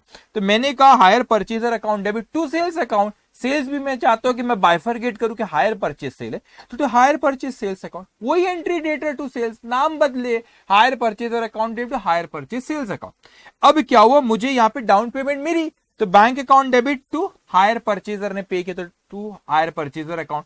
फिर उसके बाद पहला इंटरेस्ट ड्यू हुआ, तो हमको हायर परचेज से इंटरेस्ट लेना है, इंक्रीज इन एसेट, तो हायर परचेज अकाउंट डेबिट। वो इंटरेस्ट मेरे लिए क्या, इनकम, जो इंटरेस्ट का इनकम को क्या करते हैं, क्रेडिट, तो इनकम को आपने यहाँ पे क्या किए, credit. When the amount of instalment is receive, instalment मिली, पैसा आया, सो बैंक अकाउंट डेबिट। किसने दिया, हायर परचेजर ने, तो टू हायर परचेजर अकाउंट। अब जिस तरीके से परचेजर वो इंटरेस्ट को पीएनएल में ट्रांसफर करता है, वो उसके लिए एक्सपेंस है, मैं भी ये इंटरेस्ट को पीएनएल में ट्रांसफर करूंगा, लेकिन मेरे लिए इनकम है, मैं वेंडर हूं, तो मैंने कहा इंटरेस्ट को पीएनएल में क्रेडिट करते, तो इंटरेस्ट अकाउंट को क्या करना पड़ेगा, ट्रांसफर करते वक्त डेबिट, तो interest account debit to PNL. अब यहां पे समझना खेल, यहां पे जो मेरे यहां पे हायर परचेज है, ये हायर परचेज मेरा गुड्स है बेटा, तो ये हायर परचेज सेल्स अकाउंट जो है इसका क्रेडिट बैलेंस आएगा, that I will transfer to trading account. क्यों, क्योंकि मेरे गुड्स सेल करो, मेरा तो बिजनेस ही हो, so entry will be sales account debited to trading account. Sales का बैलेंस अब ट्रेडिंग अकाउंट में क्या करो, ट्रांसफर कर रहे हो। अब उसी तरह वेंडर की बुक्स में भी दूसरी मेथड रहेंगी, इंटरेस्ट सस्पेंस मेथड, तो वैसा ही रहेगा, बस वेंडर के पॉइंट ऑफ व्यू सोचना। तो सबसे पहले मैंने जब यहाँ पे गुड्स बेचा, तो मैंने एंट्री पास किया यहाँ पे हायर परचेज, ध्यान से, उसे कंबाइन एंट्री पास किया, उसको अलग अलग भी कर सकते थे। मैंने पहले गुड्स बेचा, तो मैंने एंट्री पास किया hire purchaser account debit to hire purchase sales account. लेकिन यहां पर फिर दूसरी जो टोटल इंटरेस्ट है मैं उसको ड्यू, यहां पर भी वही हो रहा है, इंटरेस्ट सस्पेंस टोटल इंटरेस्ट अपन इसको रिकॉर्ड, तो मैंने बोला मुझे हायर परचेज से, हायर परचेजर से वो टोटल इंटरेस्ट मेरे को लेना है, तो मैंने एंट्री पास किया hire purchaser account debit to interest suspense account, मैंने क्रेडिट किया इंटरेस्ट सस्पेंस। तो एंट्री क्या पास हुई, ये नई चीज थी, ये हायर परचेज है, कंबाइन एंट्री यहां पे लिख दी, इसको अलग अलग भी लिख सकते, hire purchase account debited to hire purchaser account debited to यहाँ पे interest suspense account, interest suspense account. अब क्या होगा यहाँ पे कि आपको डाउन पेमेंट यहाँ पे रिसीव्ड, हमने बोले bank account debited to hire purchaser account, पैसा आया। अब क्या हुआ यहाँ पे, इंटरेस्ट वो जो ड्यू हुआ, तो यहां पे ये मत कहना कि hire purchaser account debited to interest account, ऐसा ना कहना। क्यों सर, ये मेथड में तो कहे थे hire purchaser account debit to interest, अरे नहीं बाबा, यहाँ पे पहले ही आप टोटल इंटरेस्ट के अमाउंट से हायर परचेजर को डेबिट कर चुके हो, तो यहां पर एंट्री पास होगी आपकी, यहाँ पे हायर परचेजर को डेबिट नहीं करेंगे, आपने जो इंटरेस्ट सस्पेंस को यहाँ क्रेडिट करे, अब वो जब जब हर साल इंटरेस्ट ड्यू होगा हम उसको डेबिट करते जाएंगे, और जब सारी इंस्टॉलमेंट रिसीव्ड हो जाएंगी तो इंटरेस्ट सस्पेंस अकाउंट क्लोज हो जाएगा। तो interest suspense account debit to interest, interest मेरे लिए क्या, इनकम है, तो यहाँ क्रेडिट किया था ऊपर, यहाँ पे डेबिट किया, और यहां पे पूरे अमाउंट से क्रेडिट किया, या उस साल के इंटरेस्ट अमाउंट से डेबिट किया। हर साल के इंटरेस्ट के अमाउंट से डेबिट करेंगे तो जब वो इंस्टॉलमेंट साली रिसीव्ड हो जाएंगी तो इंटरेस्ट सस्पेंस अकाउंट का बैलेंस नहीं रहेगा। फिर वो कहता है आपसे यहाँ पे फोर्थ, आपको इंस्टॉलमेंट रिसीव्ड, हम खुश हो गए, बैंक अकाउंट डेबिट, पैसा है, किसने दिया, परचेजर ने, to hire purchaser account. Interest का बैलेंस कहां जाता है, प्रॉफिट एंड लॉस अकाउंट में, तो यहां पे पीएनएल को क्रेडिट करेंगे तो प्रॉफिट एंड लॉस अकाउंट को क्रेडिट करे, लेकिन डेबिट किसको करे, इंटरेस्ट अकाउंट से ट्रांसफर पीएनएल में, तो interest account debited to profit and loss account. उसी तरह वो सेल्स का भी बैलेंस ट्रेडिंग में जाएगा, तो sales account debited to trading account. तो ये अपनी अकाउंटिंग कौन करेगा, ये वेंडर अपनी बुक्स में इस तरीके से दो मेथड में इसकी एंट्रीज पास करेगा। अब आप प्रेजेंटेशन समझ लेना, ये कौन है भाई, एक सेकेंड, ये आप एक second, the disclosure in balance sheet of the respective parties, ये परचेजर, ये पहले परचेजर के बारे में बात करते फिर अपन वेंडर जाते। तो वेंडर अपने एसेट साइड में बताएगा, क्या बताएगा भाई, एसेट साइड में अपनी फिक्स एसेट बताएगा, ये बताया उसने, क्योंकि एक सेकेंड पहले परचेजर के बारे में, यस, उसने अपने आप में एसेट साइड में फिक्स एसेट बताया, और लाइबिलिटी साइड में क्या बताएगा, जो उसको वेंडर को अमाउंट पे करना है। लेकिन इंटरेस्ट सस्पेंस मेथड अगर फॉलो कर रहा है तो इंटरेस्ट का जो बैलेंस रहेगा, इंटरेस्ट सस्पेंस का जो बैलेंस रहेगा उसमें से माइनस करेगा और नेट अमाउंट को बाहर शो करेगा। लेकिन उस यहां पर अगर अपन बात करें किसकी, वेंडर की बात करें, तो ये एसेट साइड में यहाँ पे उसका क्या रहेगा, जो उसको कलेक्ट करना, हायर परचेजर जो ना, हायर परचेज डेटर या हायर परचेजर बोलो, उससे कलेक्ट करना है और वो इंटरेस्ट सस्पेंस को बैलेंस इसमें से माइनस करेगा। ये लायबिलिटी साइड में कुछ भी नहीं आएगा क्योंकि ये कोई गुड, इसको किसी को पेमेंट थोड़ी ना कर रहे हैं जिसकी लायबिलिटी साइड में रिफ्लेक्ट होगा। सर इसके तो दोनों हुआ, अरे उसके लिए एसेट लायबिलिटी थी, फिक्स एसेट उसके लिए एसेट थी, पेमेंट जो करना है वेंडर को लायबिलिटी थी। सर इसकी लायबिलिटी नहीं, अरे इसकी लायबिलिटी नहीं, इसके लिए तो वो इनकम थी, गुड्स बेचा उसने ट्रेडिंग अकाउंट में ट्रांसफर कर दिया उसको, ठीक है। तो ये अकाउंटिंग एंट्रीज हमारे परचेजर और वेंडर इस तरीके से अपनी बुक्स में करेंगे। एक बड़ा इंपॉर्टेंट पॉइंट जो अभी आपसे डिस्कस कर रहा है वो है रिलेटेड टू रीपोजिशन। अब रीपोजिशन का कंसेप्ट क्या है उसको बहुत अच्छे से समझना मेरी बात को, और फिर इसके बाद हम इस पे कुछ क्वेश्चंस देखेंगे। तो यहाँ पे रीपोजिशन क्या चीज होती है, मैं हूं सपोज वेंडर और आप हो परचेजर। मैंने कहा कि मैंने आपको ये दो कार सेल किया, तो मैं वेंडर हूं, ये 2 कार आपके पास है, आप परचेजर हो। अब परचेजर को मैंने बोला पेमेंट करो, तो कंसीडरेशन आप पे करेंगे। अब वो जो कंसीडरेशन पे करेंगे वो कंसीडरेशन में कुछ कैसे पे करेंगे, डाउन पेमेंट करेंगे, कुछ कैसी पेमेंट करेंगे, डाउन पेमेंट करेंगे, और कुछ कैसी पे करेंगे, इंस्टॉलमेंट करेंगे। तो ये तो हमको पता है सर, कंसीडरेशन कुछ डाउन पेमेंट और कुछ इंस्टॉलमेंट। तो 2 तरह के पोजीशन होते हैं, एक होता है फुल रिपोजिशन और एक होता है पार्शियल रिपोजिशन। तो पहले फुल रिपोजिशन क्या है उसको हम समझते हैं, फिर पार्शियल रिपोजिशन भी डिस्कस करते। तो फुल रिपोजिशन क्या आपका यहाँ पे फुल रिपोजिशन, ध्यान से सुनेंगे बच्चों, फुल रिपोजिशन की अगर मैं बात करूं ध्यान से, मैंने कहा फुल रिपोजिशन का मतलब होता है कि पहले फुल रिपोजिशन टर्म क्या उसको पता होगा आपको, क्या चीज होती है बच्चों, कि मैंने आपको 2 कार बेचा, आपने मेरे को कोई इंस्टॉलमेंट पे अगर नहीं कर पाए तो मैंने पूरे के पूरे गुड्स को रिपोजिट करा, 2 कार दिया था आपको, दोनों की दोनों कार आपसे वापस ले गए, that is full reposition. Partial मतलब पूरी की पूरी एसेट नहीं लिया, 2 कार बेचे तो एक लिया एक आपके पास है, दैट इज पार्शियल रिपोजिशन। तो रिपोजिशन जब आप डिफॉल्ट करते हायर परचेज के केस में तो वेंडर के पास राइट्स रहता है कि उसको रिपोजिट कर लो, तब समझते उसके कंसेप्ट, उसके अकाउंटिंग एंट्रीज कैसे करना। सो मैंने आपसे कहा कि सबसे पहले फुल रिपोजिशन की बात करते हुए, सो मैंने आपसे कहा कि डाउन पेमेंट की अगर मैं बात करूं, डाउन पेमेंट अगर मैं कहूं तो डाउन पेमेंट उसने क्या परचेजर ने पे किया, हाँ सर परचेजर ने पे किया, वेरी गुड। फर्स्ट इंस्टॉलमेंट पे किया, हाँ सर पे किया, वेरी गुड। सेकेंड इंस्टॉलमेंट की बात है, एग्जाम्पल वो सेकंड में भी डिफॉल्ट कर सकता था, फर्स्ट में भी कर सकता था, थर्ड में, मैं आपको समझाने के लिए यहाँ पे सेकंड में लिया। तो सेकंड इंस्टॉलमेंट क्या हुआ यहाँ पे, सेकंड इंस्टॉलमेंट उसने फेल हुआ, क्या हुआ, सेकंड इंस्टॉलमेंट वो पे नहीं कर पाया। तो मैं तो वेंडर था भाई, मैं आया परचेजर के बाद, एग्जाम्पल मैं आया आपके पास, अरे मैंने क्या किए, आपने डाउन पेमेंट करे, आपने फर्स्ट इंस्टॉलमेंट पे करे, लेकिन जब सेकंड इंस्टॉलमेंट की बारी है तो आप पे नहीं कर पाए। मैं आपके पास आया, मैं बहुत नाराज था, आपने सेकंड इंस्टॉलमेंट में डिफॉल्ट करे, मैं बहुत नाराज था, और मैंने दोनों की दोनों कार वो रीपोजेस करा, दोनों की दोनों कार आपसे मैंने ले लिया। तो रीपोजिशन जो मैंने यहां पे करा, यहां पे फुल रीपोजिशन। अब आप खुद सोचो कि आपके यहां पर अगर परचेजर की बुक्स में पहले बात करते, परचेजर के पॉइंट ऑफ व्यू से सोचो, आपकी बुक्स में बात करें परचेजर, तो आपकी बुक में एक एसेट अकाउंट मेंटेन हो रहा है और एक वेंडर हो रहा है। अब मैं वेंडर, मैं आया आपके पास से एसेट लिया और चले गया, तो आप मेरे को बताइए कि आपकी बुक्स में अगर अपन यहाँ पे बात करें बच्चों, तो यहां पर तो आपकी बुक्स में वेंडर अकाउंट जो था वो तो क्लोज हो जाएगा। क्यों? क्योंकि वेंडर को आपने डिफॉल्ट किए पे करने, लेकिन वो वेंडर तो दोनों की दोनों गाड़ी लेकर चले गया, फुल रिपोजिशन कर दिया ना भाई वो वेंडर ने। तो अब वेंडर ने अगर दोनों की दोनों गाड़ी ले लिया, फुल रिपोजिशन अगर उसने कर लिया, तो आपको क्या वेंडर को कुछ पे करना है क्या? नहीं। तो यहां पे आपने एंट्री पास हुई वेंडर अकाउंट डेबिट। क्या एंट्री पास हुई बच्चों? Vendor account debit. ये आपको शायद नहीं दिख रहा हूं, लेकिन ध्यान से ये एंट्री मैंने पास किया, vendor account debited to asset account, क्योंकि वेंडर ने एसेट ले गया, vendor is receiver, so vendor account debit क्या ले गया? Asset to asset account. तो वेंडर अकाउंट क्लोज हो गया। भाई तुमने लेकर चले गए, क्वेश्चन में बोला नहीं किस वैल्यू पे लेके गए, उसने बोला लेके गया, खत्म वेंडर से हिसाब किताब, vendor account debit to asset account. लेकिन मैं एसेट अकाउंट में जब आता हूं, वो एसेट अकाउंट में बैलेंस आएगा, तो एसेट अकाउंट में जो बैलेंस आएगा प्रॉफिट और लॉस, मोस्ट प्रोबेबली वो लॉस ही रहेगा। तो लॉस आप कहां ट्रांसफर करोगे, क्योंकि एसेट रही नहीं ना। डोंट टेल मी कि अब एसेट में मैं क्लोजिंग बैलेंस लिखूंगा, क्लोजिंग बैलेंस नहीं लिख सकते क्योंकि वो एसेट अब रही नहीं, वो एसेट चले गई। तो don't write in balance carried down, वो है ही नहीं वो एसेट, वो तो चले गई, फुल रिपोजिशन हुआ। तो अब वो जो भी बैलेंस आपका वेंडर अकाउंट, जो भी बैलेंस आपका एसेट अकाउंट में जो आ रहा है, that will transfer to PNL account. So entry will be loss on repossession account debit to asset, the balance of loss on repossession will go to PNL account only. So यहां पर जो भी balance आपका आता है asset account में, उसका आप कहां पे ट्रांसफर करेंगे? Loss on repossession account, that will transfer to PNL account. तो फुल रिपोजिशन बड़ा सिंपल होता है, फुल रिपोजिशन बड़ा सिंपल होता है। लेकिन पार्शियल रिपोजिशन वाला केस है, मैं आपको एक्सप्लेन करता हूं क्या चीज है, और हम क्वेश्चन देखें, वो पार्शियल रिपोजिशन का क्वेश्चन डिस्कस करें तो आपको पॉइंट वहां पर और अच्छे से क्लियर हो जाएगा। अब पार्शियल रिपोजिशन में थोड़ा सा कॉम्प्लिकेशन आता है। क्या कॉम्प्लिकेशन आता है? अब आपको मैंने 2 कार बेचा, आपने सपोज फर्स्ट डाउन पेमेंट करे, फर्स्ट इंस्टॉलमेंट पे करे, अच्छा ये थर्ड इंस्टॉलमेंट का सवाल ही नहीं उठता। क्यों? क्योंकि फुल रिपोजिशन हो गया ना, यहाँ पे थर्ड इंस्टॉलमेंट, यहाँ पे ये फुल रिपोजिशन हो गया हिसाब किताब, तो थर्ड इंस्टॉलमेंट का एप्लीकेबल ही नहीं। अब शुरू करते पार्शियल रिपोजिशन।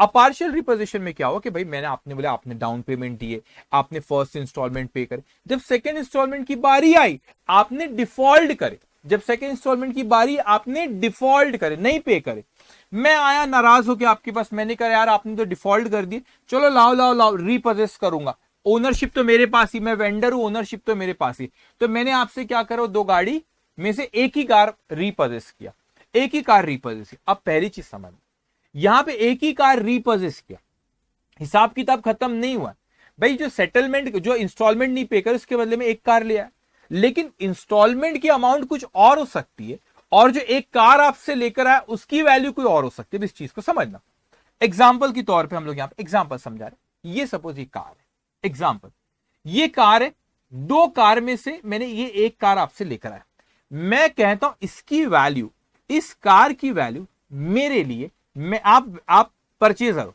तो आप कहते हैं कि सर सर सर आपने इसको डेप्रिशिएट, इस कार को आपने डेप्रिशिएट करे 20% से, तो आपने 20% से डेप्रिशिएट कर, तो जिस तारीख को मैं रीपर्चेस कर रहा हूं इस कार को, आपके हिसाब से वैल्यू वो होंगी जो आपकी बुक्स में लिखी हुई है, लेकिन दोनों एक कार की बात चल रही, तो इसको आपने डेप्रिशिएट करे 20% से, तो जो लिए थे उसकी वैल्यू लेंगे कैश प्राइस की, 2-3 साल जितने साल भी आपके पास थी उसको डेप्रिशिएट करेंगे जो आपने रेट लगाया, तो जिस तारीख को मैं रिपर्चेस करूं आपके हिसाब से उसकी क्या वैल्यू, उसे कहते हैं बुक वैल्यू। उसे क्या कहते हैं बच्चों, उसे कहते हैं बुक वैल्यू। तो उसे कहते हैं बुक वैल्यू, जो आपके हिसाब से क्या वैल्यू थी, आपके हिसाब से। लेकिन जब मैं लेने लगा इस कार को, रिपर्चेस करेगा, मैंने कहा नहीं नहीं नहीं नहीं, ये कार आपके हिसाब से आपने डेप्रिशिएट 20% से करे, मैं नहीं मानता, क्या हालत खराब कर दिया आपने कार की, मेरे हिसाब से इसको डेप्रिशिएट होना चाहिए था 30% से। तो मैंने कहा मैं इसको की वैल्यू जो आज की है मैं नहीं मानूंगा आपकी बुक वैल्यू, आपने डेप्रिशिएट 20% से करे, मेरे हिसाब से डेप्रिशिएट 30% से, मैं आपकी वैल्यू को नहीं मानता। तो मैंने कहा मैं 30% से डेप्रिशिएट करके जो वैल्यू आती है उसे कहते हैं अग्रीड वैल्यू। तो बुक वैल्यू और अग्रीड वैल्यू में डिफरेंस आ रहा है, क्यों डिफरेंस आ रहा है, क्योंकि बुक वैल्यू मैं डेप्रिशिएट एग्जांपल 20% से किए, मैं उसको 30% से करूं, तो डेप्रिशिएट जब मैं ज्यादा रेट ऑफ इंटरेस्ट से करूं तो एग्रीड वैल्यू बुक वैल्यू से ऑब्वियसली कम रहेंगी, तो जो वैल्यू कम आएंगी that is loss on reposition, loss on reposition, ठीक है, लॉस ऑन रिपोजिशन। तो लॉस ऑन रिपोजिशन की एंट्री पास करना पड़ेगा, तो मेरे को कैलकुलेट करना पड़ेगा पार्शियल रिपोजिशन में कि जिस तारीख को रिपोजिशन हुआ बुक वैल्यू कितनी और अग्रीड वैल्यू कितनी, book value minus agreed value will be the loss on reposition. यहां पे इसकी एंट्री क्या पास होगी, मैं किसके परचेजर, आपकी बुक्स में क्या एंट्री पास होगी, आप बोलेंगे आपके पास वेंडर को आपने दिए, तो ये वेंडर अकाउंट को आप डेबिट करते, ये अग्रीड वैल्यू से करते, ठीक है, लॉस ऑन रिपोजिशन, जो लॉस हो उस अकाउंट को यहां पे डेबिट करते, टू आपके पास से एसेट चलेगी, वो एसेट को किस वैल्यू पे लिखते, बुक वैल्यू से क्रेडिट करते। तो आपने एंट्री पास की वेंडर अकाउंट डेबिट, जो अग्रीड वैल्यू वो ऑब्वियसली वो अग्रीड बुक वैल्यू से कम होती, क्योंकि वेंडर हमेशा बोलता है कि डेप्रिसिएट ज्यादा करो उसको, ठीक है। लॉस हुआ तो लॉस को डेबिट करेंगे टू एसेट, लेकिन ये एंट्री के लिए वर्किंग करना पड़ेगा कि जिस तारीख को रिपोजिशन उस दिन अग्रीड वैल्यू क्या थी, उस वक्त बुक वैल्यू क्या थी और लॉस कितना, वो वर्किंग नोट बनाना पड़ेगा हमेशा पार्शियल रिपोजिशन के केस में, इस चीज का आपने ख्याल रखना। सो इस पे हम कुछ क्वेश्चंस करते कि भाई किस तरीके से कैलकुलेशंस होंगे, और ये इंस्टीट्यूट का फेवरेट, आप जो स्क्रीन पे क्वेश्चन देखोगे इस तरह के क्वेश्चन इंस्टीट्यूट कई बार पूछती है, बहुत बार इंस्टीट्यूट इसको एग्जामिनेशन क्वेश्चन इस तरह की पूछती है। अब ध्यान से मेरी बात सुनिए, बहुत ईजी है, बहुत ईजी, अकाउंट से ईजी सब्जेक्ट आज तक नहीं हुआ, इतना आसान सब्जेक्ट है। अब ध्यान से बात आप मेरी सुनोगे, Lucky bought 2 tractor from Happy on 1 October 2011 on the following terms. तो यहां पे लकी ने 2 ट्रैक्टर खरीदा हैप्पी से, तो लकी परचेजर हो, हैप्पी कौन हो, वेंडर। अब यहाँ पे डाउन पेमेंट दी है बच्चों कितनी, 5 लाख रुपए, पहली इंस्टॉलमेंट पे करे 2,65,000, सेकेंड इंस्टॉलमेंट 2,45,000, थर्ड इंस्टॉलमेंट 2,75,000।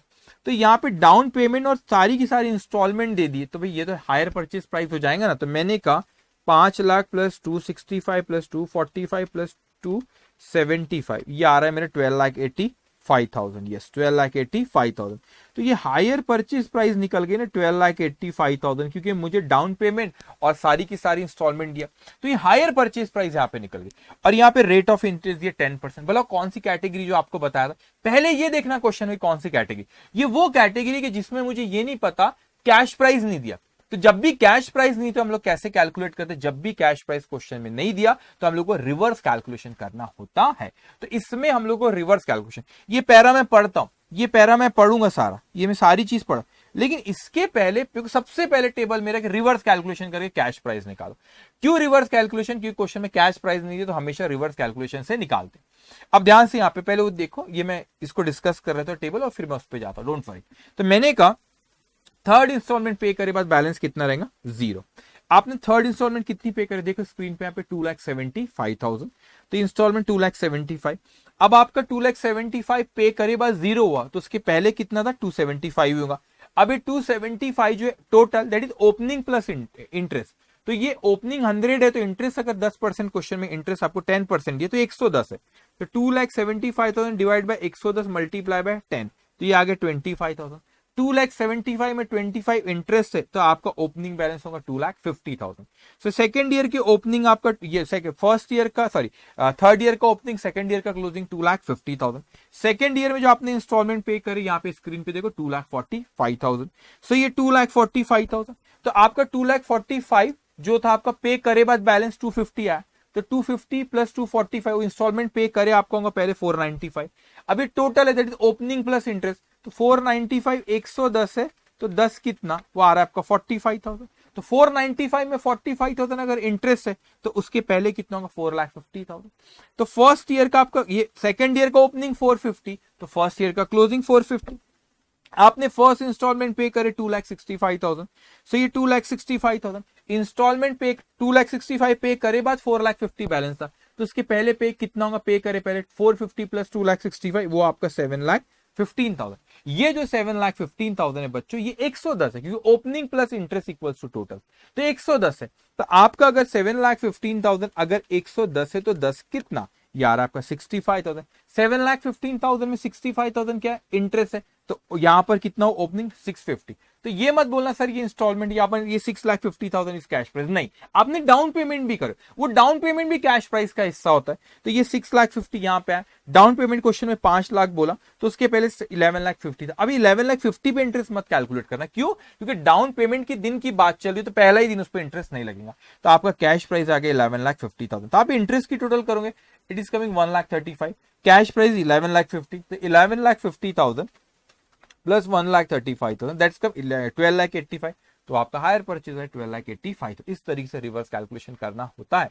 अगर आप इसको क्रॉस चेक करो, कैलकुलेटर हाथ में लो और यहां से शुरू हो जाओ, कैलकुलेटर 1 मिनट हाथ में, यहां से शुरू हो जाओ, एंड से, यहां से जो अपन ये कैलकुलेट करें ना, ये 11,50,000 ये स्टार्टिंग पॉइंट अपन रिवर्स करें, लेकिन यहाँ पे स्टार्टिंग जो कैश पे 11,50,000, तो 11,50,000 कैलसी में टाइप करो, अरे करो 11,50,000, उसमें से आपने डाउन पेमेंट कितनी पे करे 5 लाख, तो माइनस करो 5 लाख, 6,50,000 है, इसके ऊपर 10% फिर आपका क्या रहेगा इंटरेस्ट, तो प्लस 10%। फिर आपने फर्स्ट इंस्टॉलमेंट पे करे 7,15,000, तो माइनस करो 7,15,000, एक सेकेंड, नहीं, आपने फर्स्ट 2,65,000 इंस्टॉलमेंट पे करे, एक minute, 11,50,000 cash price, down payment 5 lakh, 6,50,000 था, पहले साल आउटस्टैंडिंग 6,50,000 था, उसका प्लस 10% तो आया 7,15,000। आपने पहली इंस्टॉलमेंट ये आपकी 2,65,000, तो इसमें से माइनस करो 2,65,000 पहली इंस्टॉलमेंट पे करे, सेकंड ईयर आउटस्टैंडिंग ला 4,50,000, इस पे 10% इंटरेस्ट तो प्लस 10% वो आया 4,95,000। आपने सेकंड इंस्टॉलमेंट जो पे करे 2,45,000, तो माइनस 2,45,000, तो बैलेंस आ रहा है 2,50,000। फिर आपका थर्ड ईयर में आउटस्टैंडिंग रहा 2,50,000, उसका 10% प्लस 10% आया 2,75,000, माइनस आपने थर्ड इंस्टॉलमेंट पे करे 270 माइनस 2,75,000 जीरो, इस तरीके से। मगर रिवर्स क्यों कैलकुलेट करें, क्योंकि कैश प्राइस पता नहीं था। अब आगे हम पढ़ते हैं, यहाँ पे हमसे कहता है वो ओके, यहाँ पे कहता है lucky provides depreciation eight 20% on the diminishing balance. अब लकी जो था परचेजर, वो डेप्रिसिएशन क्या रेट से कर रहा है 20% से। तो ऑन 30 सितंबर 2014, ठीक है, lucky fail to pay the third instalment, तो लकी भैया ने पहली इंस्टॉलमेंट दी है, दूसरी इंस्टॉलमेंट दी है, तीसरी इंस्टॉलमेंट में क्या हो गए, वो फेल हो गए पे करने के लिए। तो fail to pay the third installment upon which Happy repurchase 1 tractor, Happy नाराज हो गया वेंडर आर वेंडर ने कितना करे 2 ट्रक में से 1 ट्रक ही, मतलब ये पार्शियल रिपोजिशन है। Happy agree to leave 1 tractor with the Lucky and adjusted the value of the tractor against the amount due the tractor taken over was valued on the basis of 30% depreciation annually on written down basis the balance amount. अच्छा, इसको मैं बाद में बात करता हूँ, ठीक है, ये जो हाईलाइट किया उसको बाद में बात करेंगे, अभी पहले सुन। अब मैं तो भैया मैंने कहा मैं परचेजर था, लकी था मैं तो बराबर 20% से डेप्रिशिएट कर रहा था। वो रीपर्चेस कर गया, हैप्पी लेकर गया। अब हैप्पी जब रीपर्चेस किया और हैप्पी जब लेकर गया तो हैप्पी ने क्या करा, वहां पे हैप्पी ने 30% हैप्पी नहीं माना, मैं बुक वैल्यू 20% के साथ में। हैप्पी बोले no no no no, Happy बोले कि हम तो 30% से डेप्रिशिएट करेंगे, तो अग्रीड वैल्यू कोई और है, वो कोई और कीमत पे लेकर गया। तो अग्रीड वैल्यू और बुक वैल्यू को जो difference, that is loss on repossession. तो we have to make a working note और कि अग्रीड वैल्यू, बुक वैल्यू और लॉस ऑन रिपोजिशन क्या कितना है। ओके, सो उस पे अपन कैलकुलेट करेंगे थर्ड पे, वो मैं वर्किंग नोट पे आता हूं। अब ये टेबल से अपने को जो क्वेश्चन है बोला क्या है कि कैलकुलेट कैश प्राइस, वो तो हमने कर भी ली सर, ये तो कर भी लिया हमने। फिर कहते हैं कि prepare tractor account, happy account in the books of lucky. तो लकी परचेजर की बुक्स में अपने को बनाना है एसेट अकाउंट और वेंडर अकाउंट। तो ये एसेट अकाउंट हमारा ट्रैक्टर और ये वेंडर अकाउंट हो गया हमारा हैप्पी। तो एक एक करके अपन करते हैं। अब यहाँ पे पहले वो जो ट्रैक्टर खरीदे उसकी कैश प्राइस कितनी थी, 11,50,000। सो एंट्री पास से tractor account asset account debited to vendor, 11,50,000 vendor को यहाँ पे क्रेडिट कर 11,50,000। तो पहले ना मैं आपसे एसेट अकाउंट डिस्कस कर लेता हूँ, उसमें डेप्रिसिएशन ही लगेगा, बस थर्ड ईयर में थोड़ा सा रहेगा, बताता हूँ। तो हमने asset account debit to vendor, अब पहले साल डेप्रिसिएशन लगा 20% से, तो वो 20% डिमिशिंग बैलेंस बोला, ठीक है। तो यहाँ पे 11,50,000 का 20% वो आ गया आपका 2,30,000 depreciation account debited to asset account. तो यहाँ पे बैलेंस आया 9,20,000। फिर सेकंड ईयर 9,20,000 ओपनिंग बैलेंस हो गया। अब इसका 9,20,000 का फिर 20% डेप्रिसिएशन 1,84,000। तो डेप्रिसिएशन 1,84,000। तो 9,20,000 में से 1,84,000 डेप्रिसिएशन हुआ तो ये बैलेंस बचा 7,36,000। थर्ड ईयर में फिर 7,36,000 ओपनिंग बैलेंस। भाई हमने डिफॉल्ट किए थर्ड ईयर में, मगर एसेट गई दो में से एक ट्रैक्टर गया, मगर साल भर तो दोनों ट्रैक्टर यूज करे ना। हाँ, तो डेप्रिसिएशन यहाँ पे 7,36,000 पे पूरे साल का ही लगेगा 20%, दैट्स का 1,47,200।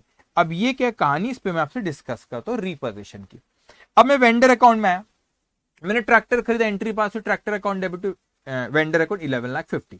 अब डाउन पेमेंट करे आपने पहले उसी तारीख को, तो डाउन पेमेंट की vendor account debit to bank account वो 5 लाख रुपए दिया है।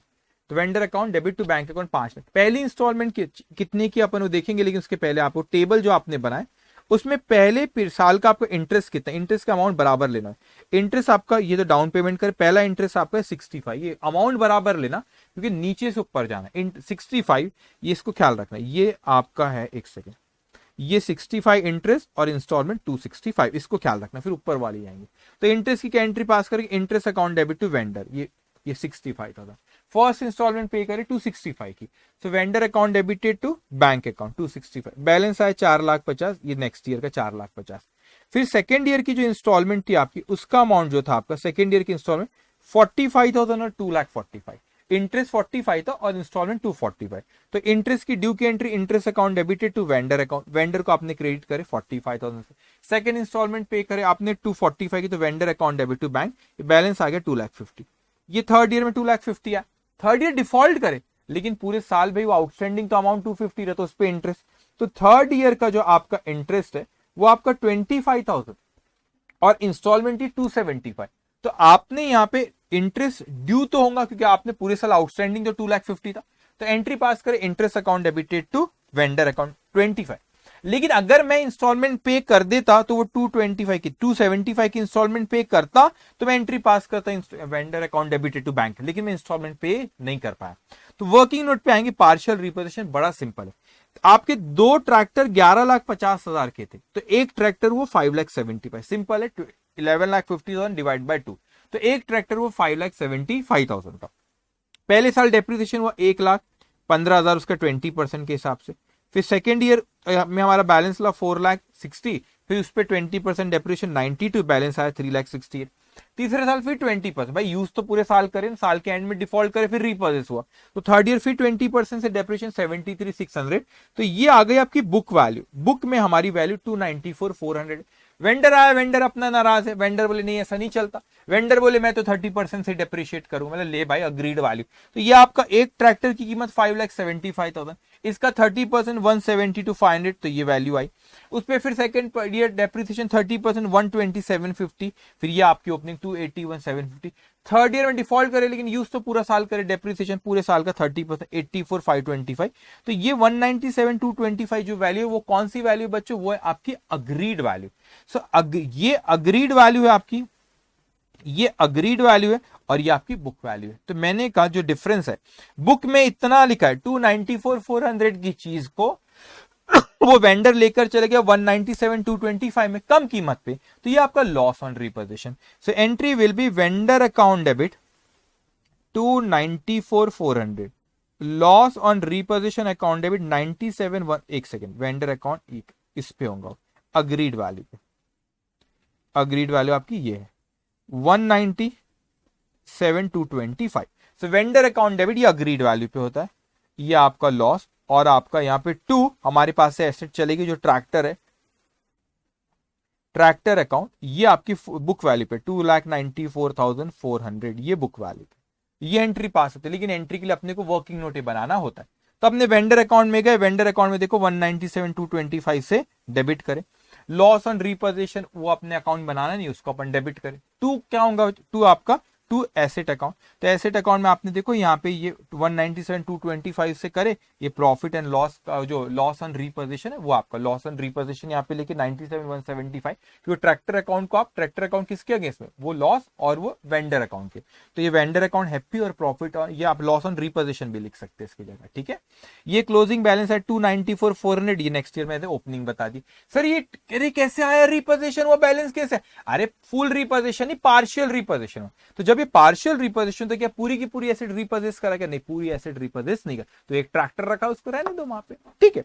अब उसके बाद वेंडर अकाउंट क्लोज नहीं हुआ, इतना बचा हुआ है अभी भी, अगर वो इंस्टॉलमेंट थर्ड पे कर देता क्लोज होता, तो फिर यहाँ पे अगले पीरियड में ही आ गया। अब इसके बारे में कुछ क्वेश्चन में बोला जो यहाँ पे मैंने हाईलाइट कर रखा, वो कहता है कि the balance amount remaining in the vendors account after the above adjustment, ये एडजस्टमेंट कर ली रिपोजिशन से, उसके बाद भी अगर उसमें कोई बैलेंस बचता तो उसको 3 महीने बाद पे करना है 18% के इंटरेस्ट के साथ। ये 18% के आगे था क्वेश्चन में 10% दिया था, वो क्वेश्चन में जो 10% दिया वो इंस्टॉलमेंट के ऊपर था, वो इंस्टॉलमेंट के ऊपर इंटरेस्ट था। ये जो 18% है ये भी इंटरेस्ट है, लेकिन ये क्या हुआ, जो आपने और डिले कर दिए 3 महीने, वो 3 महीने पे 18% इंटरेस्ट लगा रहा है, क्योंकि ये बैलेंस तो आपने अभी पे नहीं करे ना, तो ये 3 महीने बाद पे करो, ऐसा क्वेश्चन में क्या, इस पे कितने परसेंट क्या, तो 18%, कितने परसेंट क्या, तो 18%।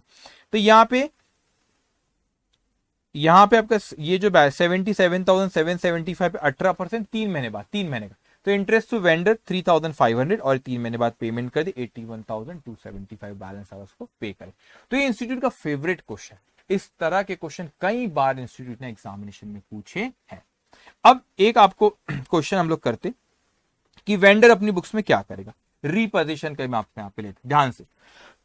यहां पे वो कहता है on 1st of April 2012 Mrs. Power Motors sold on hire purchase basis a truck whose cash price was rupees 9 lakh to Mrs. Singh and Singh, a firm of transporter। तो भाई यहां पर पावर मोटर ने, vendor power motor था, उसने truck बेचा जिसकी cash price कितनी थी, 9 लाख रुपए। The terms of the contract were that the transporter were to pay rupees 3 lakh down, मतलब 9 लाख रुपए उसकी कैश प्राइस थी, 9 लाख रुपए में उसको कहा गया कि 3 लाख रुपए डाउन पेमेंट करो, और जो बचे 6 लाख रुपए है उसके बारे में कहते 4 मंथली इंस्टॉलमेंट, मतलब 4 मंथली इंस्टॉलमेंट, हर 4 महीने में एक इंस्टॉलमेंट, तो 12 महीने में 3 इंस्टॉलमेंट, 2 साल में 6 इंस्टॉलमेंट, तो 2 साल में उसको बोले कि भाई बचे हुए 6 लाख रुपए पे करो ऑफ रुपीज 1 लाख, मतलब ये 6 है ना, तो ये 1-1 लाख रुपए, ऐसे 1 लाख, ये 1-1 लाख की 6 इंस्टॉलमेंट इस तरीके से 6 लाख, लेकिन ये कैश प्राइस है, ये कौन सा प्राइस है, कैश प्राइस है। तो इसमें कहते हैं प्लस इंटरेस्ट आउटस्टैंडिंग, जो भी इंटरेस्ट आउटस्टैंडिंग होगा वो इंटरेस्ट भी उसमें पे करना रहेगा। मतलब ये 9 लाख रुपए कैश प्राइस थी, 3 लाख रुपए उसको पे करा उसने, उसमें से डाउन पेमेंट 3 लाख, 6 लाख बचे, और 6 लाख में 1 0 नहीं, ठीक है 6 लाख है, 6 लाख को 1-1 लाख को 4-4 महीने में 6 इंस्टॉलमेंट में खत्म करना है। उसके बाद जो भी अमाउंट पहले इंस्टॉलमेंट में 6 लाख आउटस्टैंडिंग रहेगा, दूसरी इंस्टॉलमेंट जब पे करेंगे तो 5 लाख आउटस्टैंडिंग रहेगा, तीसरी में 4 लाख, इस तरीके से आउटस्टैंडिंग, क्योंकि 1-1 लाख वो प्रिंसिपल अमाउंट वहां से जाते जाएगा। फिर आगे कहते हैं हमसे the instalment were payable on 31st July, 30 June, 30 and 31st March in each of one of the 2 accounting year. 2 accounting year में आपको क्या करना है, वहां पे आपको चार चार महीने में, वो 1 अप्रैल को शुरू हुआ तो 31 जुलाई, ठीक है, 30 नवंबर और 31 मार्च, अगस्त सितंबर अक्टूबर, yes. Interest was calculated 12% per annum. Mrs Singh and Singh duly paid the instalment 31 of July 2012, मतलब पहली इंस्टॉलमेंट पे करा, but fail to pay the instalment on 13 November को दूसरी इंस्टॉलमेंट पे करने की बारी आई तो वो इंस्टॉलमेंट पे नहीं कर पाया। सो यहाँ पे Mrs power Motors after legal formalities, अब ये मैं बाद में इसके बारे में बात करता हूँ, बहुत डार्क हो गए, एक सेकेंड, अरे आजा भाई, okay. Repurchase the truck valuing ₹7 lakh, Mrs 80,000 उसने खर्चा किया, रीपेंटिंग करा, फिर रीसेल करा। इस पे मैं आता हूँ जो हाईलाइट किया, लेकिन पहले यहाँ पे समझो। उसने हमसे कहा कि prepare account of Mrs Singh and goods repurchase account in the books of power motor. Power motor यहाँ पे वेंडर है, तो ये देखो यहाँ पे 2 अकाउंट है, ध्यान से आप समझो। तो ये in the books of Mrs power motor, वो वेंडर है। तो वेंडर की बुक में उसने पूछा परचेजर का अकाउंट सिंह और goods repurchase. What is goods repurchase account, ये इंपॉर्टेंट है, वो मैं आपसे भी डिस्कस करूंगा। तो पहले यहां समझो, तो भाई वेंडर की बुक्स में अपन को अकाउंटिंग कर रहे हैं अपन यहाँ पे, तो उसने सबसे पहले गुड्स, वो यहाँ पे परचेजर का अकाउंट उसने अपने से यहाँ पे पूछा, तो क्या एंट्री पास होगी, सेल हुआ, अपने लिए गुड्स दी, तो आप एंट्री पास करें debtors account debit to sales. Debtors यहाँ पे मेसेज सिंह एंड सिंह, तो यहाँ पर मैंने यहाँ पे मेसेज सिंह एंड सिंह को 9 लाख रुपीज में बेचा, तो ये Singh and Singh account debit to hire purchase sales account. 9 में से 3 लाख दे दिया गया हमको, तो हमने बोले bank account debited to Singh and Singh purchaser, तो टू सिंह एंड सिंह। अब क्या हुआ, 9 में से 3 पे कर दिए, बचे कितने, 6। अब यहाँ पे 4 महीने बाद आएंगी पहली इंस्टॉलमेंट, लेकिन तो 4 महीने का इंटरेस्ट तो लगेगा कितने पे, 6 लाख पे। 9 में से 3 पे करा, तो हमको उससे लेना है, तो परचेजर अकाउंट डेबिट, वो जो भी उसका नाम है, Singh and Singh account debit to interest, interest मेरे लिए इनकम है, तो मैंने उसको डेबिट किया। देखो स्क्रीन पे 6 लाख पे 12%, 4 महीने का 24,000 रुपए। फर्स्ट इंस्टॉलमेंट दिया भी, वो 1 लाख रुपया बोला था, 1 लाख रुपए, वो टुगेदर विद इंटरेस्ट। इंटरेस्ट कितना था इस पीरियड का, 24, 1 + 24 1,24,000, वो दिया भी उसने। तो मैंने एंट्री पास किया, bank account debited to Singh and Singh is giver, तो उसको क्रेडिट करा। अब सेकंड इंस्टॉलमेंट आई, तो यहाँ पे आउटस्टैंडिंग अगर आप अभी भी चेक करोगे, it will come 5 lakh only, क्योंकि 6 में से 1 लाख पे करा प्रिंसिपल अमाउंट उसने। तो अभी भी अगर जितनी चीज पर टिक करो, अगर अभी बैलेंस निकालोगे तो 5 लाख रुपए आएगा। तो 5 लाख रुपए आउटस्टैंडिंग था सेकंड इंस्टॉलमेंट के पीरियड में। उतना ड्यू जो सेकंड इंस्टॉलमेंट का जो पीरियड आने वाला था, फर्स्ट पे करे बाद और सेकंड के बीच में 5 लाख रुपए आउटस्टैंडिंग था। तो 5 लाख पे 12%, 4 महीने का 20,000 रुपए। तो मैंने कहा भाई साहब ये 20,000 रुपए और वो 1 लाख रुपए प्रिंसिपल अमाउंट का, तो 1,20,000 दे दो। तो उसने डिफॉल्ट कर दिया, उसने क्या करा, डिफॉल्ट करा।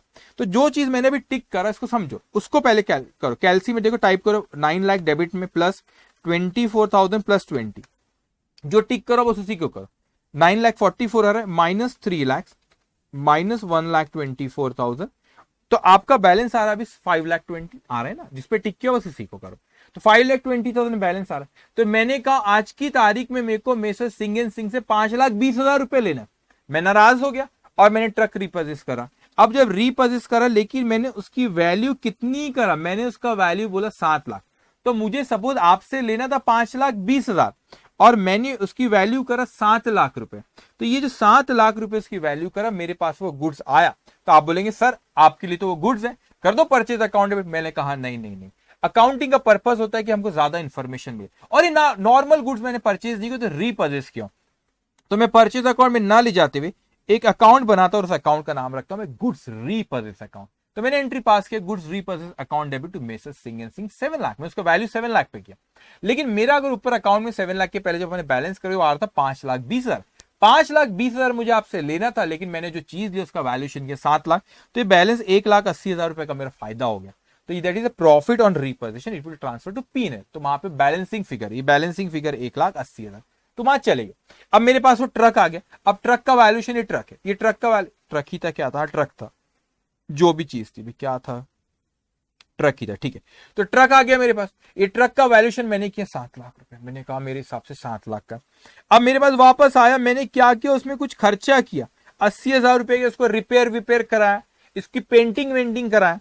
तो मैं तो, आप बोलेंगे sir repairs and painting account debit कर दो। मैंने कहा नहीं, मुझे ये पता लगाना है कि जो ट्रक का वैल्यूएशन मैंने 7 लाख रुपए किया, जब ये बिकेगा तो इस पे कितना प्रॉफिट हुआ। तो ये 7 लाख, इसके जो भी खर्चे वो भी मैं एक ही अकाउंट में जमा करता हूं, गुड्स रीपर्चेज अकाउंट में। तो मैंने एंट्री पास किया, गुड्स रीपर्चेज अकाउंट डेबिट, कितने से किया बच्चों, 80,000 रुपए से। Goods repurchase account debit to cash account, क्योंकि मेरे पास से पैसा गया रिपेयर्स में। तो मैंने यहाँ पे 7 लाख का वैल्यूएशन किया था, इस पे खर्चा 80,000 रुपए किया, और क्वेश्चन में मुझसे कहता है कि मैंने 7,50,000 रुपए में बेच दिया। तो मेरे पास से गुड्स चले गया, तो cash account debit to goods repurchase. तो जिसकी वैल्यू 7,80,000 हो रही थी, 7 लाख में लाया था, 80 का खर्चा, 7,80,000 की इसकी वैल्यू हो रही थी, उसको मैंने बेचा 7,50,000 में, तो नुकसान हो गया सेल करते वक्त। तो जिसका वैल्यूएशन 7,80,000 जिसकी वैल्यू थी, उसको मैंने सिर्फ 7,50,000 में बेच दिया, तो 30,000 का ये नुकसान हो गया। That is loss on sale of repurchase goods, it will transfer to P&L account. तो ये हमने डिस्कशन किए कि पहले जो इस चैप्टर में सबसे इंपॉर्टेंट था, हम लोगों ने सबसे पहले जो डिस्कस करे कि किस तरह के क्वेश्चन एग्जामिनेशन में आपको आ सकते, इंफॉर्मेशन जो देता है वो कैसे होता है। तो हमने सबसे पहले डिस्कस किया कि आपको कैश प्राइस और रेट ऑफ इंटरेस्ट दिया, तो कैसे कैलकुलेशन करना, कभी कैश प्राइस और आपको हायर परचेज प्राइस और टोटल इंटरेस्ट कैसे डिस्ट्रीब्यूट करना, और जब हायर परचेज प्राइस और रेट ऑफ इंटरेस्ट क्वेश्चन में दिया हुआ है, तो कैश प्राइस नहीं तो रिवर्स कैलकुलेशन किस तरीके से हमको करना है, उस पर हम लोगों ने एग्जाम्पल्स देखे और एग्जाम्पल्स डिस्कस किए। उसी इन क्वेश्चन जब आएंगे तो इसी तरीके कवर रहता है, इसमें से कोई एक सिचुएशन है। फिर दोनों की बुक्स में अकाउंटिंग एंट्री के बारे में बात की, परचेजर की बुक्स में कैश प्राइस मेथड में कैसी एंट्री पास होती है, और आप लोगों की इंटरेस्ट सस्पेंस मेथड में। उसी तरह वेंडर की बुक्स में भी दो मेथड है, सेल प्राइस मेथड और इंटरेस्ट सस्पेंस मेथड, दोनों में किस तरीके से अकाउंटिंग एंट्री पास होती है। उसके बाद हमने रीपोजिशन डिस्कस करें, partial reposition and full reposition. Okay, तो ये सारा का सारा डिस्कशन हमारा हायर परचेज चैप्टर का यहाँ पे खत्म होता है। खूब मेहनत करो, खूब मेहनत करो। एग्जामिनेशन आती, मुझे पता है कि बहुत नर्वस फील करता है इंसान, एग्जाम आता है ना, स्ट्रेस होता है, लेकिन डिप्रेशन वाली स्टेज पे नहीं जाना, अपने पे कॉन्फिडेंस रखना। ये नॉर्मल है स्ट्रेस होना। एग्जाम होती है, ऐसा कौन है कि सी की एग्जाम आती है और बोले अरे कूल, मेरे को तो कुछ नहीं है, बहुत आसान है, मैं तो आराम से कर लूंगा, उसमें क्या है, ऐसा कोई नहीं कहता। वो स्ट्रेस आता है, वो नॉर्मल है, लेकिन स्ट्रेस को हैंडल करना पड़ता है। और उस अब आप इंटर के स्टूडेंट, मैच्योर स्टूडेंट हो, अब बड़े हो, फाइनल में जाओगे आप लोग, ठीक है, तो ये चीजें आपको हैंडल करना पड़ता है। कॉन्फिडेंस रखना अपने ऊपर, और चीजों को आपने जो जैसे जैसे रिवीजन करा, इस चीजों को बहुत ध्यान से सुनते जाना, तो इट विल हेल्प यू, कि आपको मदद करेगा क्वेश्चन सॉल्व करने में। ओके, नेक्स्ट चैप्टर में जो लेने वाला दैट इज डिपार्टमेंट, उसके बाद फिर ब्रांच और फिर इन्वेस्टमेंट, फिर हमारा खत्म हो जाएगा। उसके बाद मोस्ट प्रोबेबली एक सिंगल सेशन अकाउंटिंग स्टैंडर्ड का, पूरा अकाउंटिंग स्टैंडर्ड मोस्ट प्रोबेबली एक ही सेशन में पूरा अकाउंटिंग स्टैंडर्ड हम लोग डिस्कस करेंगे, देखेंगे उसको आखिरी में कैसे करना रहेंगे। ओके, तो यहाँ पे सेशन खत्म होता है। Take care, bye bye.